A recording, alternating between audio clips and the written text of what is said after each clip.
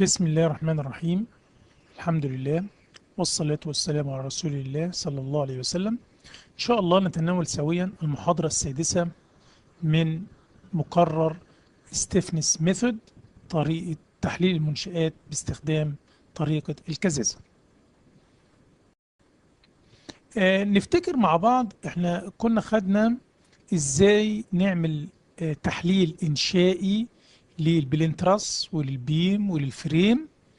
شفنا مع بعض ان البلين تراس احنا عشان نكون الستيفنس ماتريكس بنعمل اول حاجه موديلنج، ان احنا نشوف كل نقطه عندها كام ديجري اوف فريدم، وعرفنا ان في التراس بيبقى النقط الحره زي النقطه ايه اللي قدامنا بيكون عندها 2 ديجري اوف فريدم، اما النقط بي وسي لو هي هنج بيبقى ما عندهاش ولا ديجري اوف فريدم، اما لو في عندنا رولر بيبقى فيه 1 ديجري اوف فريدم. من كده كنا عرفنا ان المسألة اللي قدامنا دي فيها 2 ديجري اوف فريدم دي 1 ودي 2، ويقابلهم اف 1 واف 2، واحنا وظيفتنا ان احنا عايزين نجيب علاقة ما بين اف 1 واف 2 ودي 1 ودي 2 اللي هي الستيفنس ايكويشن، اف بيساوي كي في دي. عايزين نجيب المصفوفة كي اللي هي بتربط الاف 1 والاف 2 بالدي 1 والدي 2، وعرفنا ازاي بنبدأ نستنتجها عمودا عمودا. بنجيب الفيرست كولوم ان احنا نحط دي 1 بتساوي 1 ودي 2 بتساوي صفر، بحيث لو جينا هنا وحطينا ده بواحد وحطينا دي 2 بصفر، لما نيجي نضرب الصف في العمود هنلاقي ان الصف العمود الثاني ده هيتضرب في صفر، ويتبقى لنا ان الكي 1 والكي 2 اللي هي العمود الاول في الستيفنس ماتريكس هو عباره عن الفورسز اللي عندنا. وده اللي كنا بنعمله، كنا بنيجي نعمل يونت ديسبيسمنت دي 1 ونشوف الديفورميت شيب بعد ما عملنا اليونت ديسبيسمنت بقى عامل ازاي، ونبدا نستنتج نجيب القوة اللي اتولدت في العناصر نتيجة الدي 1 بتساوي 1، وبعد ما اجيب القوة اللي اتولدت ابدا احللها واجيب مركباتها في اتجاه اف 1 واف 2، ويبقى اللي انا حصلت عليه ده هو عبارة عن العمود الاول في الستيفنس ماتريكس. نفس الكلام برجع اعمله، احط دي 2 بتساوي 1 عشان اجيب العمود التاني في الستيفنس ماتريكس، وابدا اشوف الديفورميت شيب عامل ازاي، وابدا اجيب القوى الداخليه في العناصر نتيجه اليونت ديسبيسمنت اللي حصلت، واحلل القوى اللي عندي دي في اتجاه اف 1 واف 2، بحيث اف 1 واف 2 اللي هتطلع لي هتبقى هي العمود الثاني في الستيفنس ماتريكس. وكنا استنتجنا قانون لو نفتكر قانون عام، ان انا لما بعمل يونت ديسبيسمنت دي 1 بتساوي 1 فبتجيب لي قوة أفقية اي اي على ال في كوزين تربيع، وقوة رأسية اي اي على ال كوزين ساين، والناحية التانية بتجيب لي قيم مشابهة ليها بس بالسالب. وعرفنا ان انا لما بعمل يونت ديسبيسمنت رأسية بتجيب لي قوة رأسية اي اي على ال ساين تربيع، وأفقية اي اي على ال ساين كوزين، والناحية التانية زيها بس بالسالب. وشفنا ازاي نجيب الانترنال فورس في التراس اليمنت. عرفنا ان القانون بتاعنا اللي هو ان بيساوي اي اي على ال في دلتا، حيث ان الدلتا هي الازاحه الموازيه للعنصر. وعرفنا ازاي نجيب الازاحه الموازيه للعنصر بدلاله الازاحات الافقيه والراسيه عند نقطه النهايه والبدايه. بنجيب فرق الازاحات الافقيه نضربها في كوزين زائد فرق الازاحات الراسيه ونضربها في ساين ثيتا، وده يديني الإزاحة أو الاستطالة الموازية للعنصر. بضرب الدلتا دي في الإي إي على ال تجيب لي الانترنال فورس أو النورمال فورس في التراس إليمنت. بعد كده اتكلمنا على البيمز، وعرفنا ان لما بنيجي نعمل موديلنج للبيمز لو في عندنا فيكس سبورت ما بيبقاش في عندنا ولا ديجري اوف فريدم، لو في عندنا هنجد سبورت بيبقى في 1 ديجري اوف فريدم.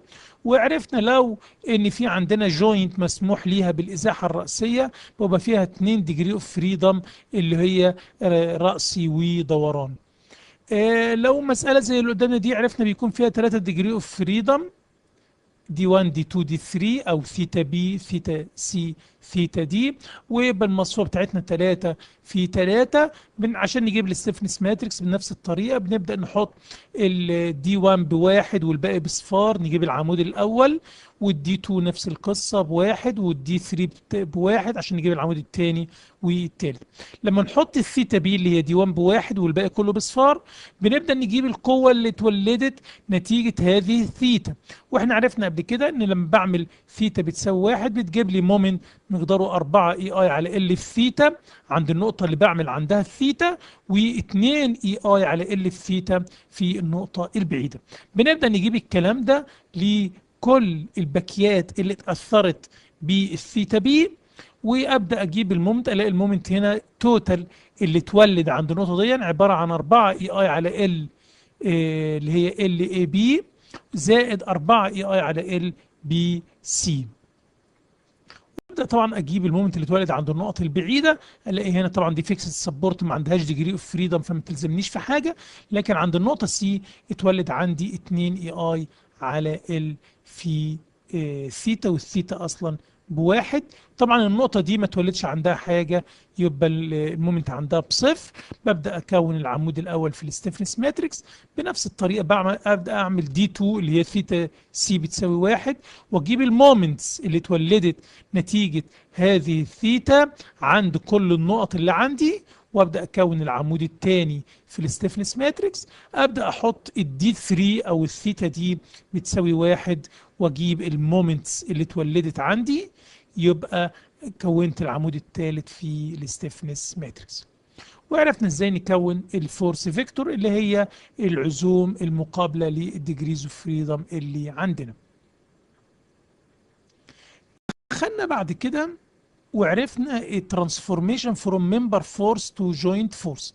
لو في البيمز عندنا في احمال بتاثر على الممبرز وليس على الجوينت، احنا لما بنقول اف بيساوي كيف دي زي ما شفنا، الاف بتاعتنا هي الفورسز اللي بتاثر عند الجوينتس المقابله للديجريز اوف فريدم.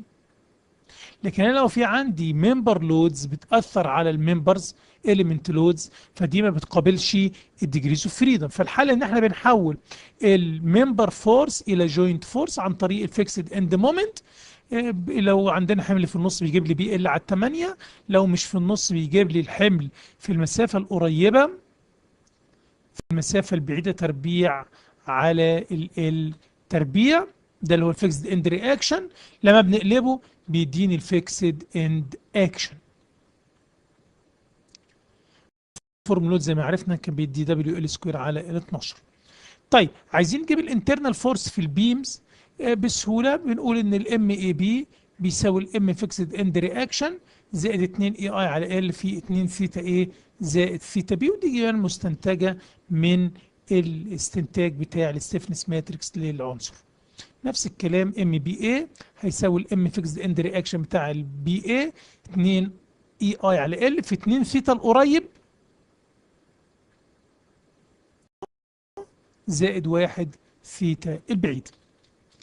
لو جينا نتكلم على الفريمز، فعرفنا ان الفريمز بيكون فيها 3 ديجري اوف فريدم، افقيه ورأس، ازاحه افقيه، ازاحه راسيه، دوران. لو عندنا فيكس سبورت ما بيكونش فيه ولا ديجري اوف فريدم لانه ممنوع من الحركه الافقيه والراسيه والدوران. لو عندنا فيه هنجد سبورت بيكون عنده 1 ديجري اوف فريدم دوران. لو عندنا رولر بيكون فيه 2 ديجري اوف فريدم، واحده افقيه وواحده دوران. لو عندنا فيه رولر راسي على حائط بيبقى فيه 2 ديجري اوف فريدم، ازاحه راسيه ودوران. وافتكرنا بعض الاشياء المهمه، ان لو عندي بيم وعملت فيه يونت ديسبيسمنت اكسيال بيجيب لي انترنال فورس اي اي على ال، لو هو الدلتا عند نقطة النهاية فبتعمل لي شد فبيجيب لي فورسز تنشن. لو الدلتا عند نقطة البداية بتجيب لي كومبريشن بمقدار برضو اي اي على ال. لو الدلتا اللي عندنا بتعمل شير فبتولد لي مومنت مقداره 6 اي اي على ال سكوير في دلتا، ورياكشن 12 اي اي على ال تكعيب في دلتا. وعرفنا ان اتجاهات المومنت بتكون دايما بتحاول ترجع الزاويه عند الفيكس سبورت الى الزيرو.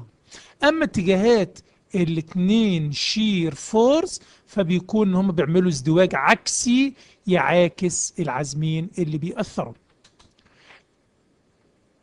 لو السبورت اللي على اليمين هو اللي عملنا فيه الدلتا، هيبدأ برضو يتولد لي مومنت يرجع الزاوية لصفر، مقداره 12 6 اي اي على ال سكوير في دلتا، وشير فورس مقداره 12 اي اي على ال تكعيب في دلتا. لو النهاية بتاعتنا هنج، فما ينفعش يتولد عندها مومنت. فعرفنا ازاي ان احنا بنعمل فترة تحضيرية، وبنقدر نوصل في النهاية الى ان المومنت اللي بيتولد بيكون 3 اي اي على ال سكوير في دلتا، والناحية دي طبعا صفر، ويتولد لي 2 مومنت مقدارهم 3 اي اي على ال تكعيب في دلتا. ولو الفيكس سبورت الناحية دي بيجيب لي مومنت مقداره 3 اي اي على ال سكوير في دلتا، والناحية التانية بصفر عند الهنج، ان طبعا عند الهنج السبورت لازم يكون المومنت بصفر، ويتولد 3 اي اي على ال تكعيب في دلتا.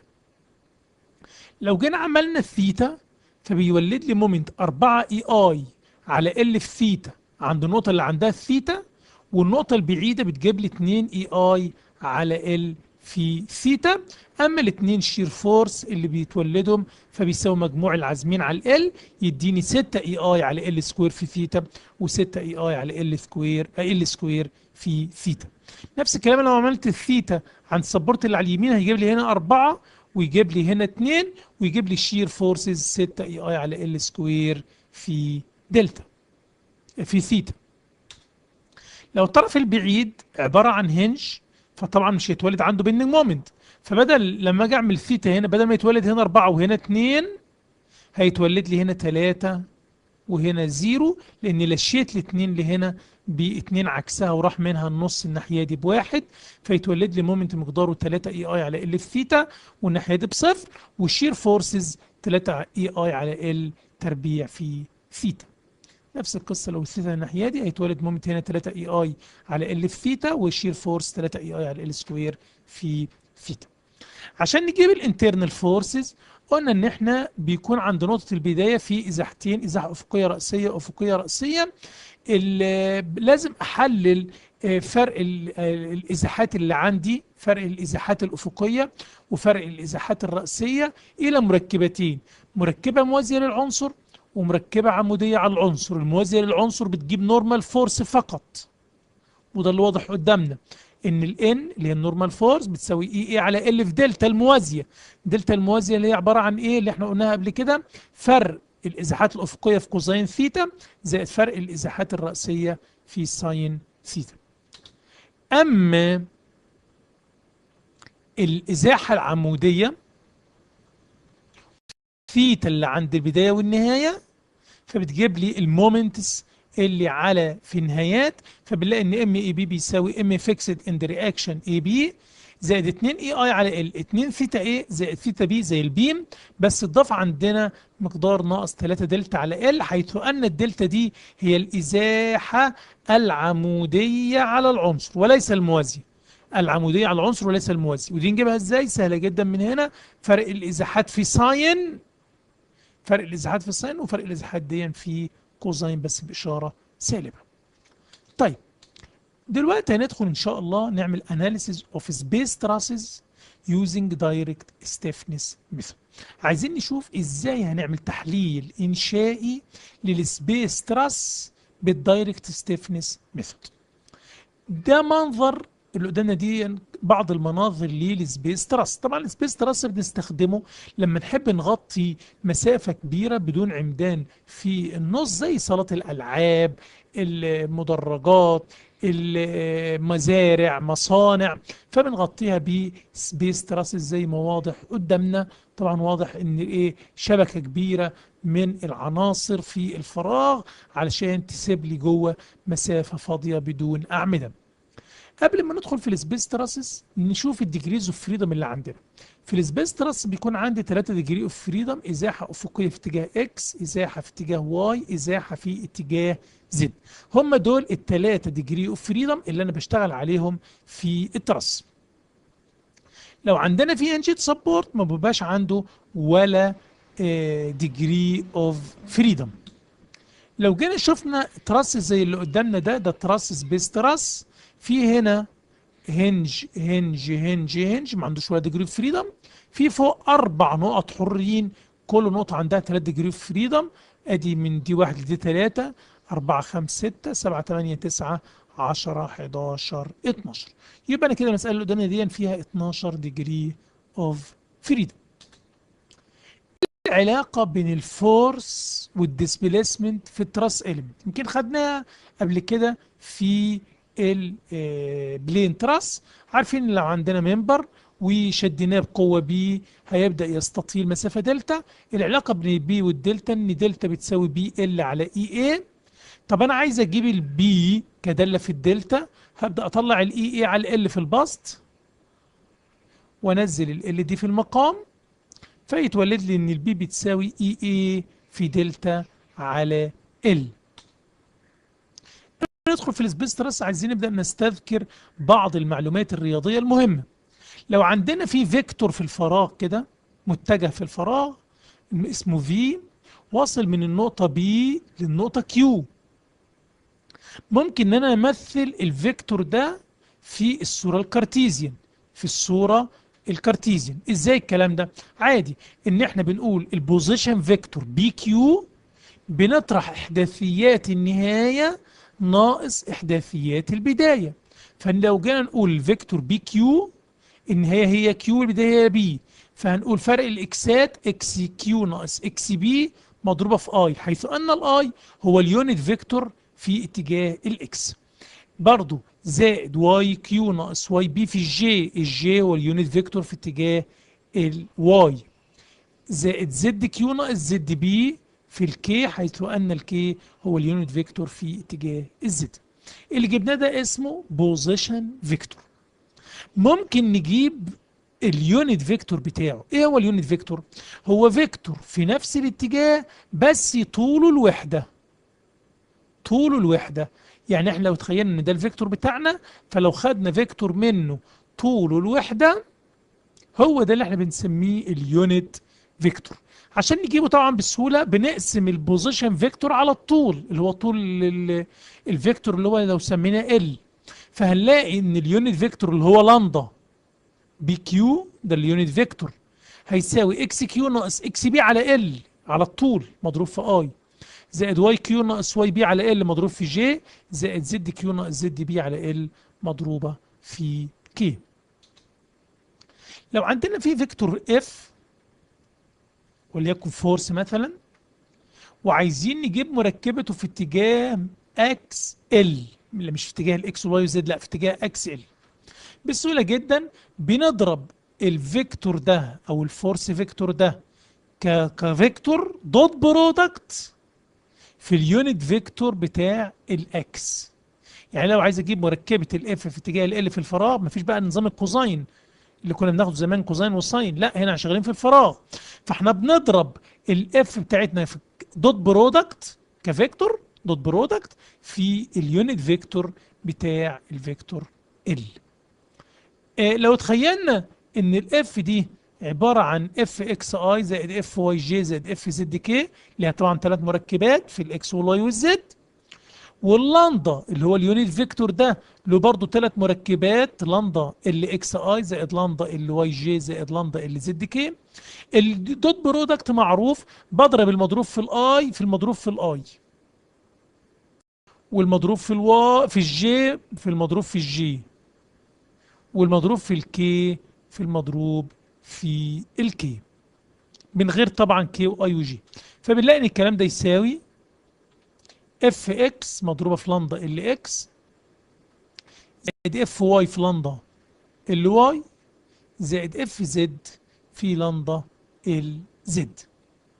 لو عندنا في فورس او فيكتور في الفراغ وعايزين نجيب مركباته في الاكس والواي والزد، على اعتبار انه بيميل بزاويه ثيتا اكس على محور اكس وثيتا واي على محور واي وثيتا زد على محور زد، بسهوله جدا عارفين ان الاف اكس والاف واي والاف زد بنجيبهم عن طريق ضرب الاف في كوزاين زاويه الميل بتاعها، فبنلاقي ان اف اكس يساوي اف كوزاين ثيتا، واف واي بيساوي اف كوزاين ثيتا واي، اف اكس بيساوي اف كوزاين ثيتا اكس اللي هي الزاويه المحصوره ما بين الاف ومحور اكس، والاف واي بتساوي اف كوزاين ثيتا واي، والاف زد بتساوي اف كوزاين ثيتا واي. دي كده تذكرة رياضية لبعض الحاجات اللي خدناها قبل كده علشان تفيدنا إن شاء الله في المرحلة اللي جاية. لو خدنا عنصر في الفراغ plus element واصل من نقطة A لنقطة B، حيث أن النقطة A لها إحداثيات AX AY AZ، والنقطة B لها إحداثيات BX BY BZ، وجينا عند النقطة B عملنا يونت ديسبيسمنت في اتجاه الإكس. عايز أجيب مركبة الديسبيسمنت دي في اتجاه العنصر. ليه عايز تجيبها؟ لان احنا لسه عارفين من شويه ان الازاحه اللي بتاثر في التراس اليمنت هي الازاحه الموازيه للعنصر فقط. طيب انا عايز اجيب دلتا اكس. ايه هي دلتا اكس؟ هي الازاحه الموازيه للعنصر نتيجه يونت ديسبيسمنت في اتجاه اكس مقدارها الواحد. طيب سهله جدا، لسه واخدين الكلام ده، ان انا لو عندي اي فيكتور، مش لازم الفيكتور يكون فورس، ممكن فيكتور ديسبيسمنت او اي فيكتور. لو عندي فيكتور وعايز اجيب مركبته في اتجاه المحور، هضرب الفيكتور ده كدوت برودكت ضرب قياسي في اليونت فيكتور بتاع الاي بي اللي هي لندا اي بي. فده اللي احنا هنعمله، هنقول يبقى دلتا اكس دي اللي احنا عايزينها هتساوي الفيكتور اكس اللي هو ده، على اعتبار ان ده اسمه الفيكتور اكس، مضروب في لندا اللي هي اليونت برودكت اليونت فيكتور بتاع الاي بي. طبعا نظرا لان الازاحه دي كلها في اتجاه اكس، فنلاقي ان الاكس فيكتور عباره عن 1 0 0 1 اي زائد 0 جي زائد 0 كي.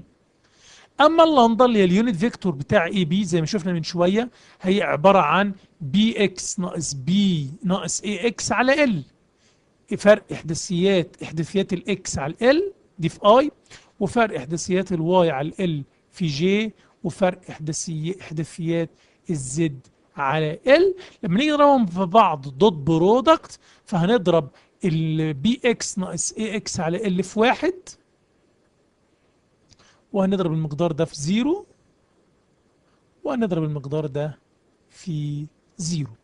ده اللي حصل، ان ده هيروح وده هيروح، هيتبقى عندنا ان الدلتا اكس بتساوي بي اكس ناقص اي اكس على ال، ودي اللي هي كوزين ثيتا اكس، كوزين زاوية ميل الفيكتور او الممبر ده على محور اكس. طيب اذا كان دلتا اكس زي ما جبناها بتساوي كوزين ثيتا اكس او بي اكس ناقص اي اكس على ال، طيب يبقى الفورس اللي هتتولد لي، الفورس المحوريه الاكس، هي الفورس اللي هتتولد عندي الناحيه دي والناحيه دي، هتساوي اي اي على ال في دلتا. الدلتا اللي هي بكام؟ بكوزين ثيتا اكس.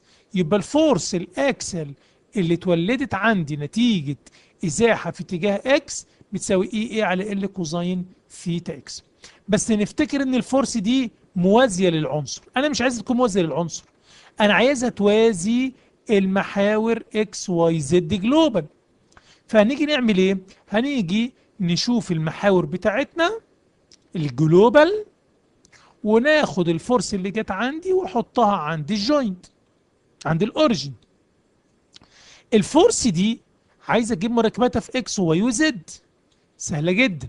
شفنا قبل كده ان احنا لو عندنا اي فورس عايزين نجيب مركباتها في اكس واي وزد، فبناخد الفورس نضربها في كوزين ثيتا اكس ثيتا اكس مره، وفي كوزين ثيتا واي مره، وكوزين ثيتا زد مره. بس الاف دي اصلا اللي انا بحللها هي عباره عن اي اي على ال في كوزين ثيتا اكس.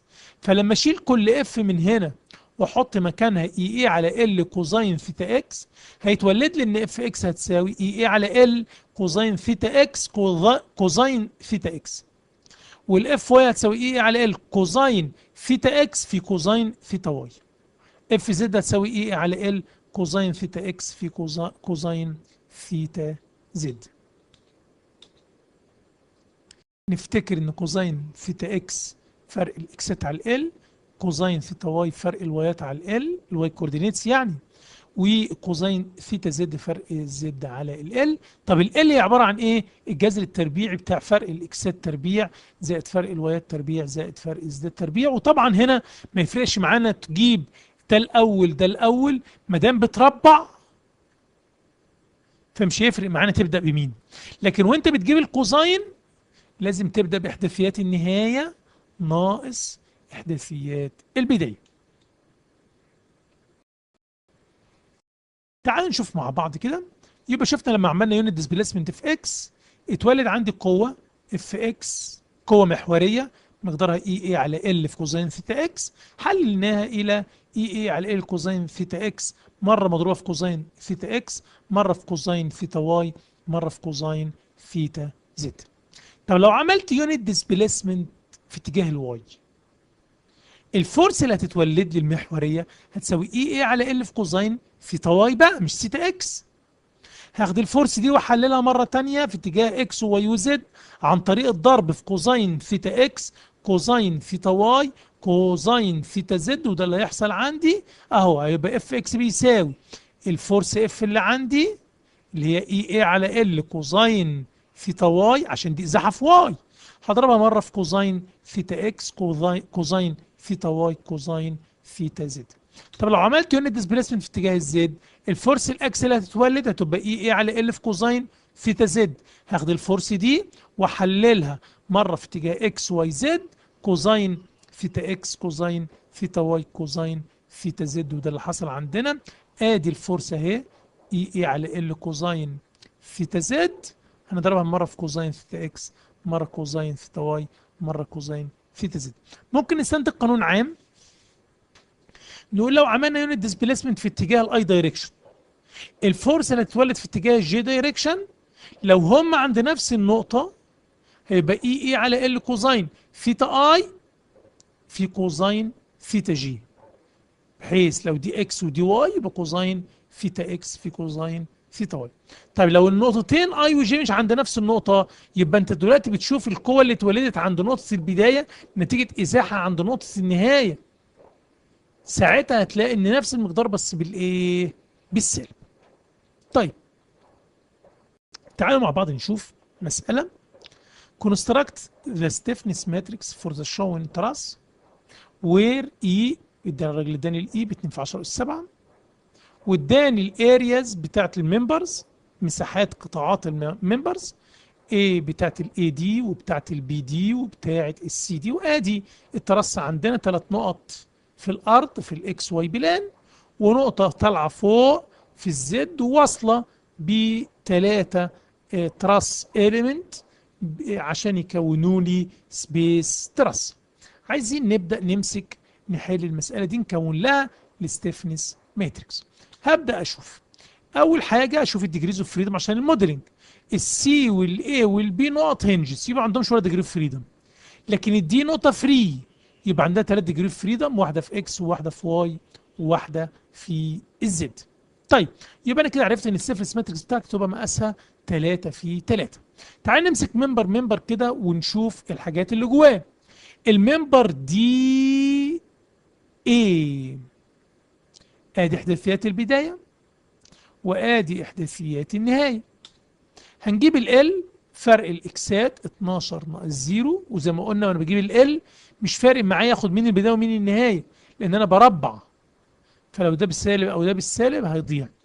يبقى فرق الاكسات تربيع زائد فرق الوايات تربيع زائد فرق الزدات تربيع. يبقى احنا كده قدرنا نجيب ال بتاعتنا تطلع ب 15 و62 من 100. عايزين نجيب بقى كوزين اكس اللي هي سي اكس منها سي اكس، وكوزين ثيتا واي وكوزين ثيتا زد. ما دام انت مسمي الممبر دي ايه يبقى لازم اخد احداثيات النهايه ناقص احداثيات البدايه. مين النهايه؟ هي الاي. مين البدايه؟ هي الدي. يبقى اقول اي اكس ناقص دي اكس على ال. الاي اكس عندي اهي ب 12، اسف الاي اكس بزيرو، الدي اكس ب 12، يبقى صفر ناقص 12 على ال اللي هي 15.62. جبنا السي اكس، عايزين نجيب السي الواي نفس القصه. هنقول واي اي او اي واي ناقص دي واي، صفر ناقص 6 على ال. طيب كوزين سيتا زد هنيجي ناخد دي زد او اي زد ودي زد نطرحهم من بعض، اهي اي زد ناقص دي زد على ال، يبقى صفر ناقص 8 على ال 15 و62 من 100، فيروح مديني ناقص 5/10. طيب انا كده جبت سيتا اكس وسيتا واي وسيتا زد للممبر اي دي او دي اي. عايزين نعمل نفس الكلام للدي بي، سهله بقى. هنبدا نقول ال بينهم فرق الاكسات تربيع 12 ناقص 8، فرق الوايات تربيع 6 ناقص 5، فرق الزد تربيع 8 ناقص 0. ما دام في تربيع ما بيفرقش معانا الاشاره السالبه من الاشاره الموجبه. هنبدا نكون، يبقى ال طلعنا ب9. هنبدا نكون سي اكس وسي واي وسي زد زي ما اتعودنا، فرق الاكسات على ال، فرق الوايات على ال، فرق الزدات على ال. يبقى انا كده جبت السي اكس والسي واي والسي زد بتوع الممبر بي دي او دي بي. الممبر دي سي اللي هو الثالث والاخير بنفس الطريقه، اللي هتساوي الجذر التربيعي فرق الاكسات تربيع فرق الوايات تربيع فرق الزدات تربيع، هيطلع 14 و 967 من 1000. هنبدا نجيب السي اكس والسي واي، فرق الاكسات فرق على ال، فرق الوايات على ال، فرق الزدات على ال. يبقى انت كده قدرت تحصل على المقادير كلها المطلوبه. هنكون جدول بسيط، نقول الممبر دي اي دي بي دي سي، ال بتاعتنا بكذا، الاريا بكذا، السي اكس كل دي معطيات كانت في المساله، دي كانت معطى في المساله ودي انا حسبتها عن طريق الاحداثيات. السي اكس كوزين ستة اكس بكام، كوزين ستة واي بكام، وكوزين ثيتا زد بكام. يبقى انا كده قدرت اجيب سي اكس وسي واي وسي زد. ما نفتكرش ان الاي اي على ال، الاي كانت موجوده عندنا اديها لي في المساله اللي هي 2 في 10 7، وادي الاريا اهي وهنقسم على ال. يبقى الرقم ده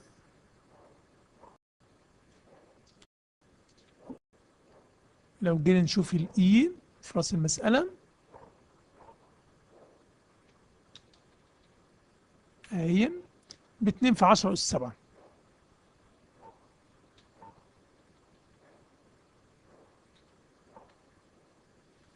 يبقى الرقم ده عشان نجيبه هنقول 2 في 10 اس 7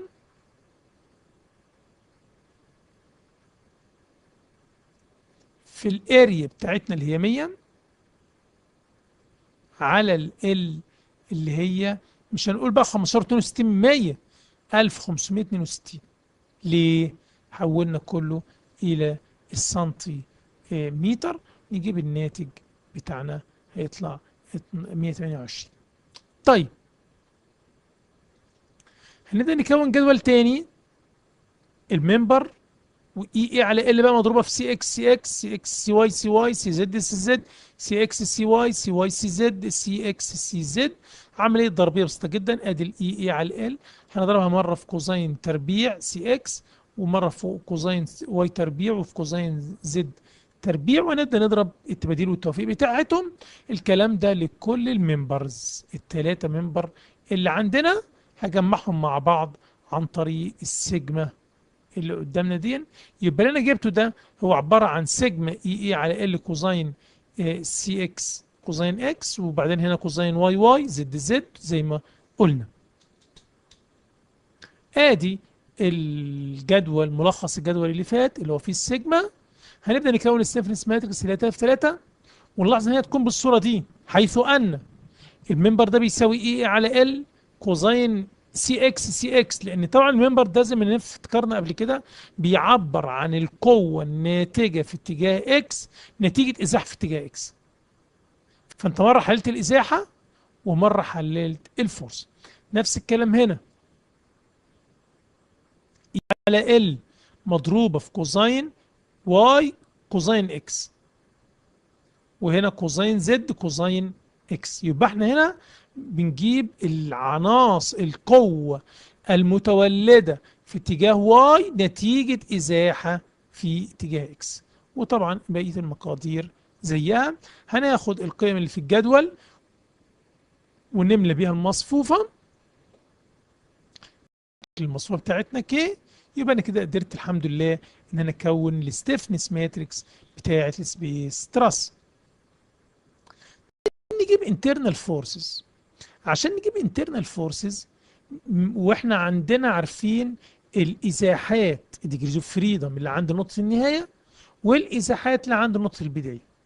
بسهوله جدا القانون بيقول لك بي بيساوي اي اي على ال في دلتا. الفصال كله او السؤال كله هو حوالين الدلتا. ما هي الدلتا؟ انت هنا عملت ازاحه افقيه وازاحه افقيه وازاحه راسيه وازاحه راسيه وازاحه عموديه وازاحه عموديه. فرق الازاحات دي من نظيرتها لو ضربناهم في الكوزاينز، كوزين اكس وكوزين واي وكوزين زد، هيروح مديني الدلتا المجمعه اللي لو اي حد دلتا المجمعه اللي اي ديجري فريدم اللي قدامنا دي بتتاخد في الاعتبار فيها. يبقى الفورس المتولده نفتكر طبعا ان السي اكس بتساوي بي اكس ناقص بي اي على ال، والسي واي برضه فرق الوايات على ال، والسي زد فرق الزدات على ال. نفس المساله اللي فاتت، قال لي بس احسب لي الانترنال فورسز in the truss members for the shown space truss where الاي بكذا والاريات بكذا. نفس المساله اللي فاتت بالظبط، بس اتزاد عندنا هنا ان في فيكتورز بتاثر، فورسز بتاثر، وعايز يحسب او يرسم الانترنال فورسز اللي عندنا. طبعا بسهوله جدا هنحط ديجريز اوف فريدم زي ما شفنا قبل كده، دي 1 دي 2 دي 3، ونكون الفورس فيكتور. هنلاقي الاف هيساوي في اتجاه دي 1 في قوه 40، في اتجاه دي 3 قوه 80 بالسالب عشان نزل تحت. عند النقطه دي القوه ب 50 كيلو نيوتن. تعالوا نشوف مع بعض ادي الفورس فيكتور. والمثال اللي فات كنا جبنا المواصفه كي، هنقدر دلوقتي نكون الستيفنس ايكويشن اف بيساوي كيف دي. الاف لسه جايبينها في المساله بتاعتنا 40 30 ناقص 80. الكي اللي احنا لسه جايبينها من المثال اللي فات، والدي اللي هي الثلاثه ديسبيسمنت دي 1 دي 2 دي 3 اللي هي ديجريز اوف فريدم بتاعتنا. نيجي بالديسبيسمنت هنبدا نجيب الانفيرس بتاع الكي، يبقى الدي بتساوي كي اس ناقص 1 في اف. يبقى الدي 1 دي 2 دي 3 بتساوي الكي بتاعتنا اس ناقص 1 في الفورس فيكتور. هنجيب الانفيرس لهذه المصفوفه ونضربها في الاف، هتروح مديانا الديسبيسمنت بتاعتنا 3 و1 وناقص 3 سنتي. ليه سنتي؟ لان الستيفنس بتاعتنا كنا شغالين بيها لو نفتكر كيلو نيوتن وسنتي. الفورس بتاعتنا فكانت كيلو نيوتن، يبقى الديسبيسمنت اللي هتطلع لي هتكون بالسنتي. وطبعا دي قيم منطقيه جدا، 3 سنتي 1 سنتي وناقص 3 سنتي. عايزين نجيب الانترنال فورسز في الممبرز. سهله جدا. ازاي؟ انا ادي ال اللي انا جبتها قبل كده، والسي اكس والسي واي والسي زد بتوع الممبر دي اي، وادي الاي اي على ال اللي كنا عاملين لها جدول في المثال اللي فات. هنبدا نجيب الديسبيسمنت الموازيه للممبر دي اي. نجيبها ازاي؟ سهله جدا. فرق الازاحات في اكس نهايه ناقص بدايه في السي اكس، وفرق الازاحات في الواي في السي واي، وفرق الازاحات في الزد في السي زد. نظرا لان النقطه A نقطه ثابته، يبقى الازاحات اللي عند الاي كلها بصفار. اما دي اكس ودي دي واي ودي دي زد دول هم الثلاثه ديجريز اوف فريدم اللي عندنا. والسي اكس والسي واي والسي زد هما الكوزين سيتا اكس وكوزين سيتا واي وكوزين ثيتا زد اللي هما موجودين عندنا واحنا لسه حاسبينهم من شويه. ادي الكوزين ثيتا اكس وكوزين ثيتا واي وكوزين ثيتا زد. هنقدر نعوض، يبقى 0 ناقص الدي 1 في كوزين سيتا اكس، 0 ناقص دي 2 سيتا واي، زائد 0 ناقص، بس هي اصلا بالناقص يبقى ناقص ناقص تبقى زائد الدي 3 في كوزين ثيتا زد. هنضرب الضربيه دي في بعضها هتطلع لي الدلتا ب1 سنتي وكسور. هنضرب الدلتا اللي طلعت لي اللي هي الموازيه للممبر دي A في الاي اي على ال تروح مدياني النورمال فورس في هذا الممبر اللي هو الدي اي، طلعت ب 140 كيلو نيوتن. نفس الكلام اعمله مره ثانيه للدي بي. هقول الممبر دي بي الدلتا الموازيه له بتساوي فرق الازاحات نهايه ناقص بدايه في السي اكس، فرق الازاحات في الواي في السي واي، فرق الازاحات في الزد في السي زد. النقطه بي زي ما احنا شايفين دي النقطه هنج في البيز في القاعده، فيبقى ازاحتها بصفر. اما الازاحات دي دي اكس ودي دي واي ودي دي زد فدول هم عباره عن الدي 1 والدي 2 والدي 3 اللي انا لسه جايبهم من شويه، والسي اكس والسي واي والسي زد جبناهم اللي هم كوزين زوايا ميل الممبر على الاكس والواي والزد. هنعوض ب طبعا ادي الصفر اللي هي الازاحات اللي عند النقطه بي لانها نقطه ثابته، نقطه هنج، وادي الازاحات اللي عند النقطه دي اللي هم عبارة عن التلاتة ديجري اوف فريدم، وحاطينهم بالسالب اهو، وهنا حاطينها بالموجب عشان سالب سالب. هنضرب في كوزين سيتا اكس وواي وزد، هنصفي نطلع الدلتا تطلع بالناقص 1.6 سنتي. هنجيب الان هتبقى الاي اي على ال مضروبه في الدلتا تطلع لي بناقص 180، وطبعا ما دام طلعت بالناقص يبقى دي ازاحه دي قوه سالبه كومبريشن. الممبر التالت اللي هو الدي سي هنعمل فيه نفس الكلام. هنبدأ نجيب الدلتا الموازية له عن طريق فرق الازاحات الاكس في السي اكس، فرق ازاحات الواي في الدي واي في السي واي، فرق الازاحات في الزد في السي زد. النقطة السي نقطة ثابتة يبقى ازاحتها بصفر، اما الدي دي اكس والدي دي واي والدي دي زد دول بيعبروا عن الازاحات اللي طلعت لي من حل الستيفنس ايكويشن. السي اكس والسي واي والسي زد هم عبارة عن كوزين سيتا اكس وكوزين سيتا واي وكوزين سيتا زد. هنضرب نجيب الدلتا الموازي لهذا العنصر، هنضرب الدلتا في الاي اي على ال يروح مديني الفورس اللي عندي. وطبعا الدلتا هنا طلعت موجبه، يبقى النورمال فورس اللي تطلع تكون موجبه يعني تنشن.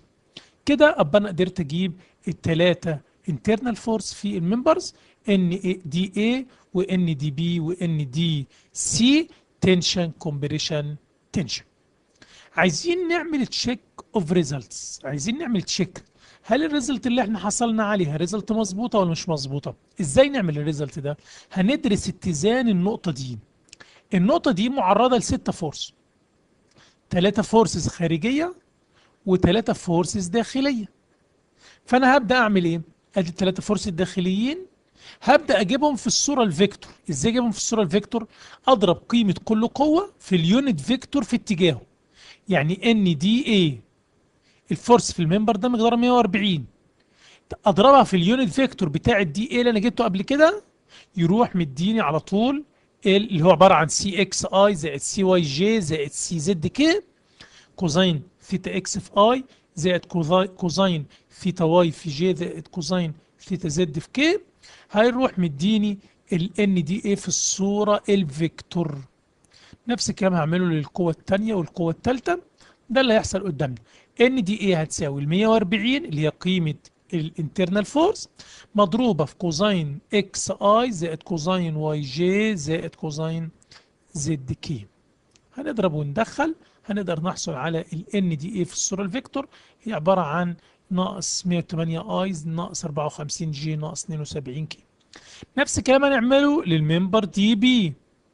هنضرب الفورس اللي جت باشارتها اللي هي ناقص 180 هنضربها في اليونت فيكتور اللي هو كوزين سيتا اكس بتاعتها في الاي زائد كوزين سيتا واي في الجي زائد كوزين سيتا زد في الكي.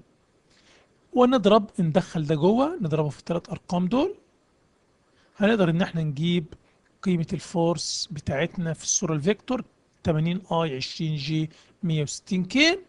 القوة الأخيرة ال NDC برضو هنضرب قيمة الفورس هنضربها في اليونت فيكتور بتاعها اللي هو كوزين اكس اي زائد كوزين واي جي زائد كوزين زد كي وندخلها جوه. يبقى احنا كده قدرنا نجيب الثلاث قوى بتاعتنا في الصورة الفيكتور اي جي كي. طيب لسه عندنا الاكسترنال فورس ممكن احطها في الصورة الفيكتور. ازاي؟ هتبقى عبارة عن 40 اي في اتجاه الاكس زائد 30 جي في اتجاه الواي ناقص 80 كده لانها في اتجاه الزد السالب. قوة 80 دي في اتجاه الزد السالب. لو جينا شدينا خط كده وبدأنا نجمع المضروبين في الاي مع بعض، المضروبين في الجي مع بعض، المضروبين في كي مع بعض، نلاقي ان الريزلت يتساوي 0 اي زائد 0 جي زائد 0 كي. وده معناه ان النقطة دي متزنة، اللي هي النقطة دي متزنة في الاكس والواي والزد. وده تشيك على الحل بتاعنا. دلوقتي ان شاء الله هنبدأ ندخل مع بعض analysis of spaced frames using direct stiffness method. عايزين نبدأ نتكلم بقى على السبيس فريم ونشوف ازاي نعمل اناليسيز للسبيس فريم في بطريقة الدايركت ستيفنس ميثود. اول حاجة نشوف الديجريز اوف فريدم في السبيس فريم. السبيس فريم هو الجنرال كيس اللي هي الحالة العامة. فأي نقطة في الفراغ في السبيس فريم بتكون عندها 6 ديجري اوف فريدم.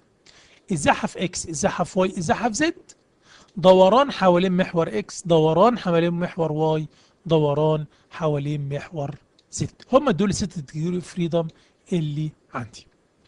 عايزين نبدا نفتكر بعض الحاجات. ان في عندنا لوكال اكسس لكل عنصر غير الجلوبال اكسس. اللوكال اكسس عندنا للعنصر دي كده اسمها جلوبال اكسس، محاور عامه. ما يفرقش معانا العنصر كان كده ولا كان كده ولا كان متوجه كده ولا متوجه كده، مش تفرق معاه في حاجه خالص. الجلوبال اكسس دي ثابته. لكن كل عنصر له محاور لوكال خاصه بيه. في محور اكس لوكال بيكون في اتجاه طول العنصر واصل من البدايه للنهايه.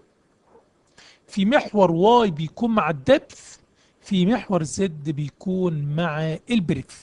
يبقى احنا في عندنا لوكال اكسس لازقه في العنصر بتلف معاه في اتجاه اكس وفي اتجاه طول العنصر ده بنسميه اكس لوكال، في اتجاه العمق اللي هو بنسميه واي لوكال، وفي اتجاه العرض بنسميه زد لوكال. ازاي نكون الستيفنس ماتريكس بتاعه السبيس فريم؟ عايزين نشوف الاول الحالات اللي ممكن نتعرض ليها في حاله السبيس فريم.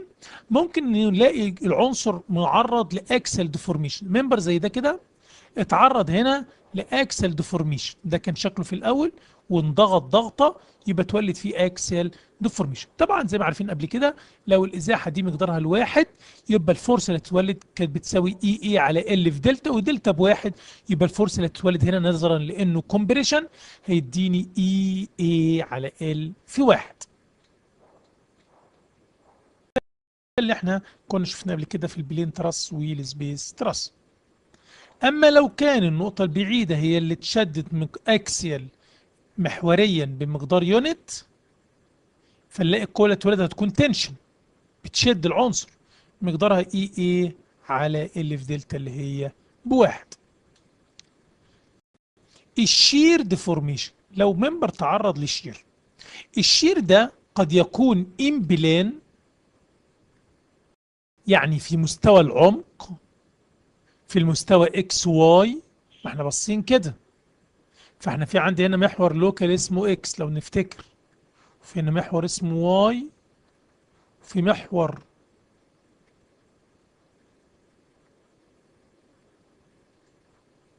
واي، في محور عمودي عليهم اسمه زد. انا لما اجي ابص كده انا شايف الاكس واي بلان.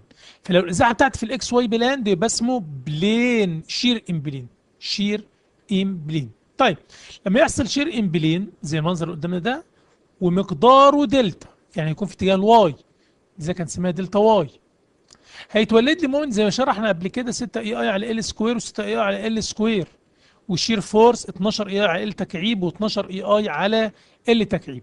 وادي شكل المومنتس بتحاول ترجع الزاويه لصفر، مقدارهم زي ما قلنا 6 اي اي. وناخد بالنا اي زد ان اللي بيقاوم الازاحه اللي في اتجاه واي هو الاي زد. والمومنت اللي يتولد ده لو حبينا نطبق قاعده اليد اليمنى هنلاقيه بيأثر في اتجاه الزد. يبقى المومنت اللي بيتولد بيكون 6 اي اي زد في دلتا واي على ال سكوير، والدلتا زي ما قلنا بتكون قيمتها باليونت. طبعا هيتولد لي الشير فورسز عكس اتجاه الدوران بيساوي مجموع العازمين على ال، يعني 12 اي اي زد على ال تكعيب في الدلتا واي اللي هي بواحد. ممكن نحط ده في الصورة الفيكتور عشان بس الموضوع يبقى واضح. المومنتس دي لو طبقنا قاعدة اليد اليمنى هنلاقيها بتجيب مومنت عمودي على سطح الدوران. وده كنا خدناه قبل كده، قلنا لو عندنا ورقة وفي عزم بيلف كده فدي بنعبر عنها بفيكتور عمودي على السطح الدوران. طيب لو جينا نشوف الكلام ده هنلاقي ان المومنت ده بيأثر كفيكتور عمودي على مستوى الدوران هو الاكس واي بلان لوكال، وبيأثر عمودي عليه في هذا الاتجاه. نفس الكلام برضو العزم التاني هنلاقيه برضو بيأثر عمودي على اتجاه دوران.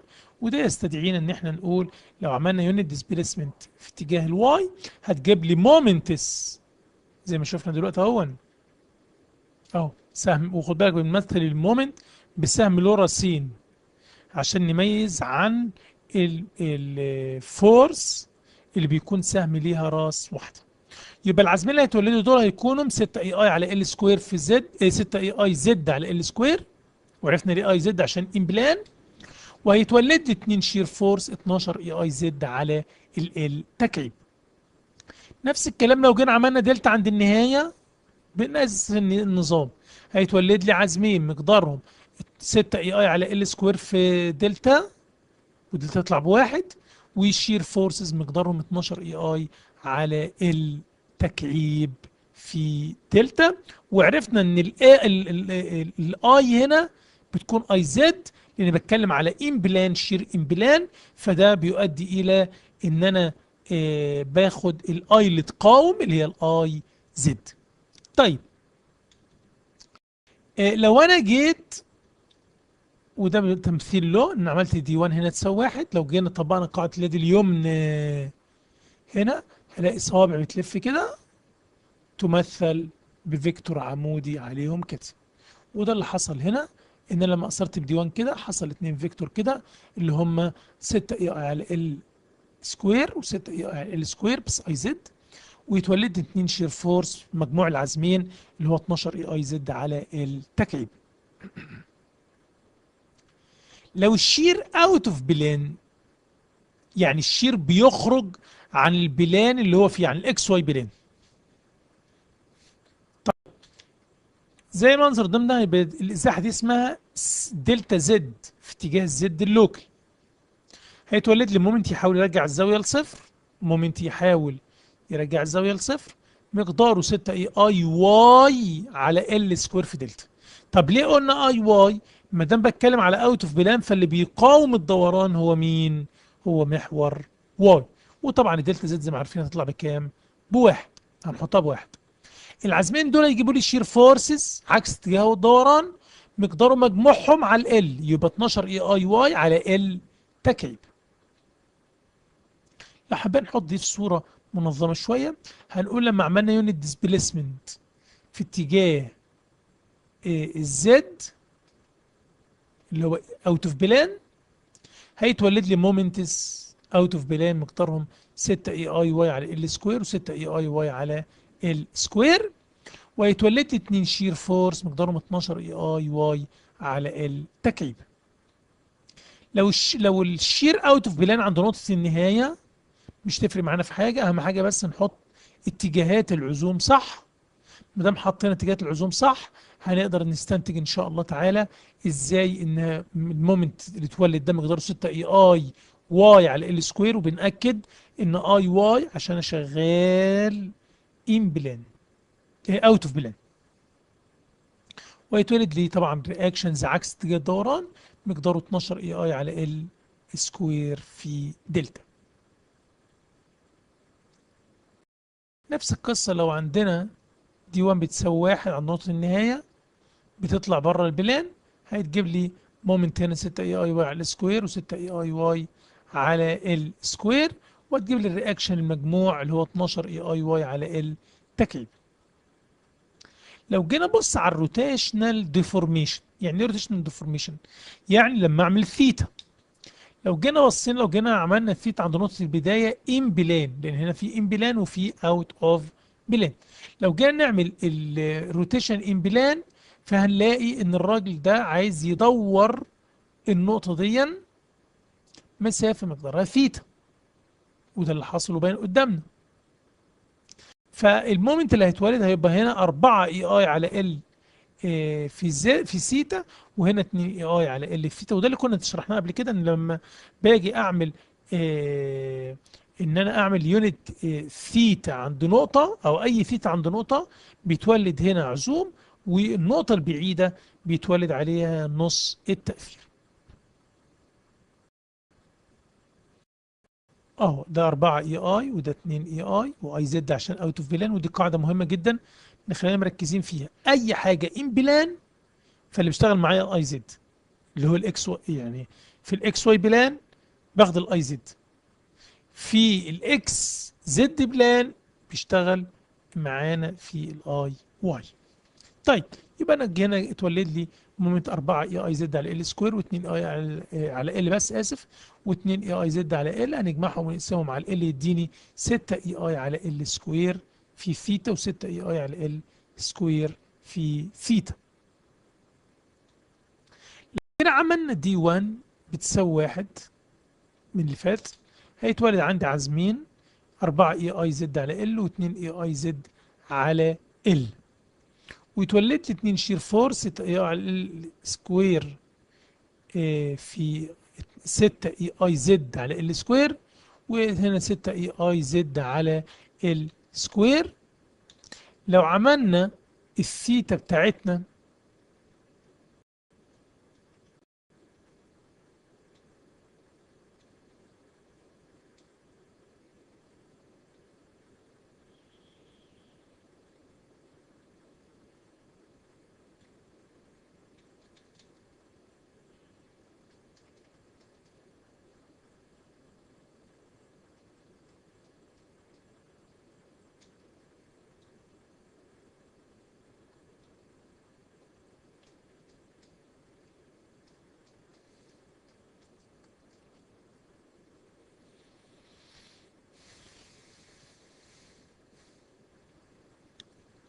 لو جينا عملنا الثيتا عند نقطة النهاية، ثيتا زد، فيبدأ يتولد لي مومنت 4 اي اي على ال، و2 اي اي على ال، ويتولد لي رياكشن 6 اي اي على ال سكوير. وناخد بالنا ده مشغلين ان بلان، يبقى العبرة عندي بمين؟ باي زد. لو عملنا نفس الكلام عند نقطة النهاية، ده نفس الكلام اللي احنا قلنا ده عملناه عند نقطة النهاية، يبقى يتولد لي مومنت مقداره 6 اي اي زد على ال، و4 و2 اي اي على زد على ال. نلاحظ ملحوظة مهمة، ان العزم اللي اتولد نتيجة اليونت ثيتا لازم يكون معاه في نفس الاتجاه عند نفس النقطة. العزم اللي اتولد نتيجة اليونت ثيتا بيكون معاه في نفس الاتجاه عند نفس النقطة. العازمين الاثنين رياكشن يساوي مجموعهم على ال. لو جينا نعمل روتيشن اوت اوف بلان، هنعمل دلوقتي روتيشن اوت اوف بلان ثيتا واي. نتخيل كده المنظر ده، دول كده في نفس المستوى الافقي. طيب، هنعمل ثيتا واي هتولد لي مومنت 4 و2، بس هتبقى اي مين؟ اي واي، لاني بتكلم على اوت اوف بلان. ويتولد لي طبعا رياكشن المجموعه على ال، اللي هو 6 اي اي على ال سكوير في ثيتا.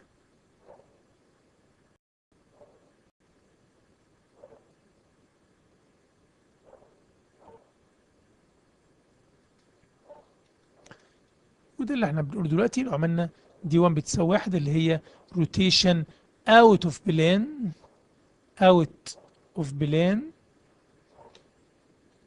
بيتولد لي مومنتس مقدارهم 4 و2، ويتولدني الاثنين رياكشن مقدارهم 6 و6.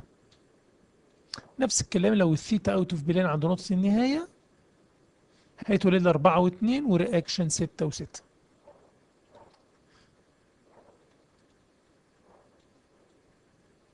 التورشنال ديفورميشن، لو انا عندي عنصر زي كده واثرت عليه بالثيتا، بس الثيتا تورشن تويستنج انجل او تويستنج مومنت، هنلاقي ان يحصل له ديفورميشن في اتجاه التورشن. لو جينا عملنا ثيتا تورشنال ثيتا هيتولد لي مومنت جي اي اكس على ال في ثيتا اكس، وجي اي اكس على ال في ثيتا اكس. ودي جت منين؟ كان في قانون خدناه زمان في الميكانكس اللي هو السوليد ميكانكس، تاو على ار بتساوي ام تورشن على اي بي اللي هو عندنا هنا مسمينه اي اكس بتساوي جي ثيتا على ال. لو انا عايز اجيب المومنت الناتج نتيجه زاويه ثيتا هطلع الاي اكس او الاي بي فوق، فهلاقي ان الام تورشن هيساوي جي في اي اكس في ثيتا على ال. وده اللي حاصل. طبعا ده الاي بي او الاي ال، ده قانون بنعرف نجيبه بيه للقطاع المستطيل. يبقى لو عملت يونت ثيتا في اتجاه الاكسيال اللي هي بتجيب لي تورشن، هيتولد لي مومنتس مقدارها جي اي اكس على ال وجي اي اكس على ال. لو عملت ثيتا الناحيه الثانيه تورشن هيتولد لي برضه مومنت مقداره جي اي اكس على ال في الثيتا، والثيتا بواحد. وده اللي حاصل قدامنا. في مثال example: draw all diagrams for the shown space frame where E بتساوي 1200 والإي بتساوي 1200 والجي بتساوي 500 كيلو نيوتن وسنتي and the sections are shown in the figure. ادي الفيجر بتاعنا، ده سبيس فريم 3 عناصر متعامدين مع بعض، وادي القطاعات بتاعت كل عنصر، وادي الفورسز اللي بتأثر على الممبر. هنجيب السكشن بروبرتيز بسهولة. ادي ال 30 في 40 نجيب الاريا طول في العرض، الاي زد الموزع متكعب على 12، اي واي موزع متكعب على 12، اي اكس لسه القانون كنا حاطينه من شويه.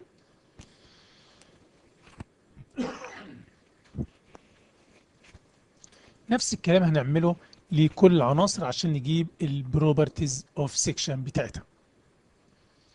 هنبدا نعمل موديلنج. النقطه A فيكسد، النقطه C فيكسد، النقطه D فيكسد، النقطه B فري.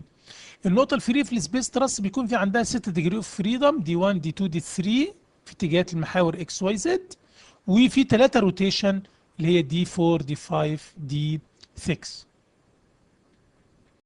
6. يبقى الستيفنس ماتريكس عندنا بتاعتنا يكون مقاس 6 في 6. هنبدا نستنتجهم عمودا عمودا. ازاي بقى؟ ده اللي هنشوفه دلوقتي. هنبدا عايزين نجيب الفيرست كولوم، هنحط دي 1 اللي هي الازاحه في اتجاه اكس بتساوي الواحد، وابدا اشوف تاثير هذه الازاحه على كل العناصر. فلو جينا نشوف اليونت ديسبيسمنت دي عملت اكسيال ديفورميشن في الممبر بي سي، بينما عملت شير اوت اوف بلان هنا وعملت شير اوت اوف بلان هنا. نبص مع بعض. لما حطينا دي 1 هنا بتساوي 1 هتجيب لي اكسل ديفورميشن، ولما احط دي 1 هنا تساوي 1 تجيب لي شير اوت اوف بلان، ولما احط دي 1 هنا تساوي 1 تجيب لي شير اوت اوف بلان. نبدا نمسك كل عنصر ونشوف. اليونت ديسبيسمنت هنا جابت لي اي اي على ال، الناحيه الثانيه عكسها. اليونت ديسبيسمنت هنا تشير اوت اوف بلان هيجيب لي مومنت لو نفتكر 6 اي اي على ال سكوير مومنت. بس اي مين بقى؟ اي واي ولا اي زد؟ اي واي. ليه؟ لان بقول اوت اوف بلان. وشرحنا الحته دي من شويه ان الان بلان دايما بيبقى اللي بيقاوم هو الاي زد، الاوت اوف بلان اللي بيقاوم هو الاي واي. وده اللي حصل. 12 اتولد فورس 12 اي اي واي على ال تكعيب، وطبعا مومنت مقداره 6 اي اي واي على ال سكوير. برضه نفس الكلام، في ازاحه دي 1 بتساوي 1 في اتجاه الزد لوكال، ده شير اوت اوف بلان، هيبدا يولد لي مومنت 6 اي اي واي على ال سكوير وشير فورس 12 اي اي واي على ال تكعيب. طبعا انا بحط على طول الفورس دي في اتجاه الازاحه، ويمكن دي كنا ركزنا عليها في بعض الحلقات قبل كده، ان انا لما اعمل دي 1 بتساوي 1 في الاتجاه ده، لازم الشير فورس اللي هي معاها في نفس الاتجاه عند نفس النقطه في نفس الاتجاه لازم تكون موجبه. لان مش معقول ان عندي مثلا عربيه وعايز احركها ازاحه في الاتجاه ده، يبقى لازم اثر بفورس معاها في نفس الاتجاه.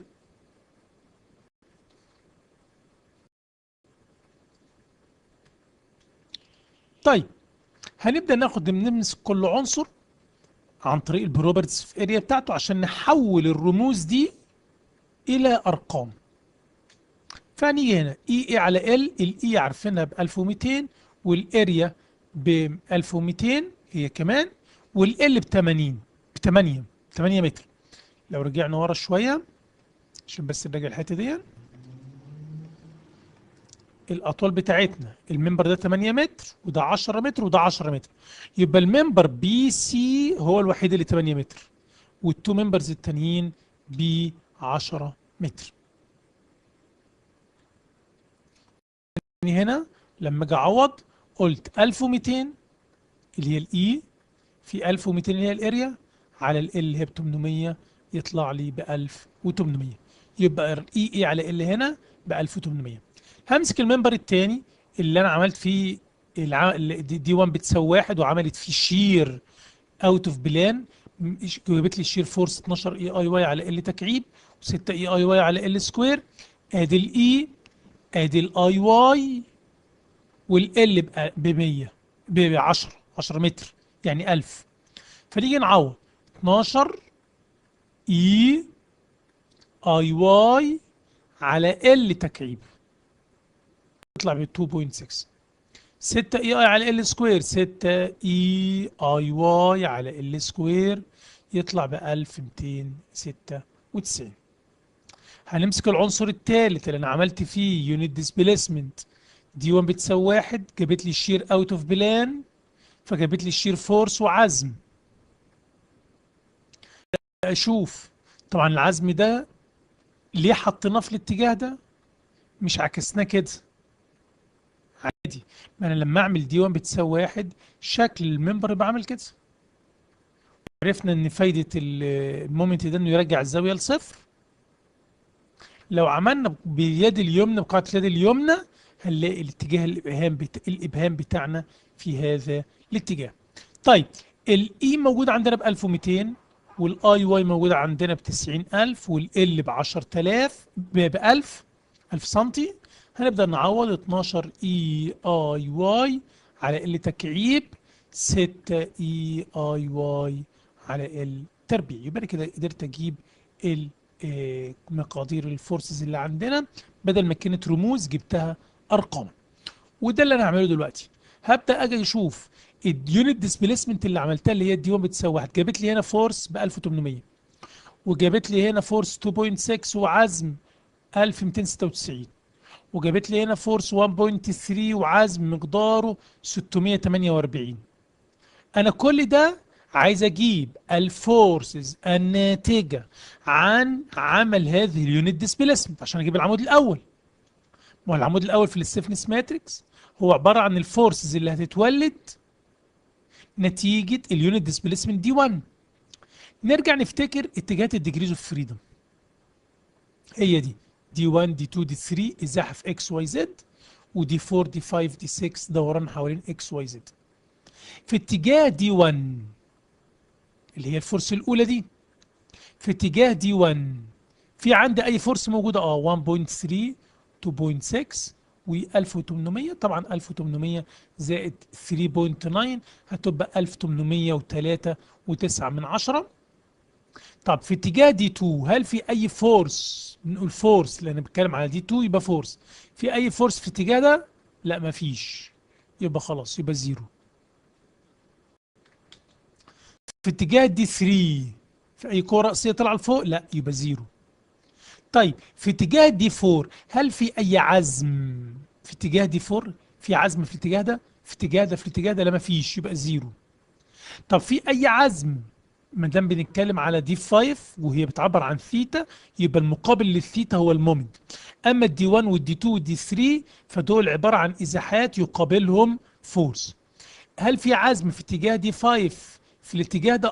في هنا عزم اهو في اتجاه دي 5 بس السالب، يبقى سالب 648. في اي عزم في اتجاه دي 6؟ في هنا عزم اهو 1296 بس بالسالب عشان نزل لتحت، يبقى سالب 1296.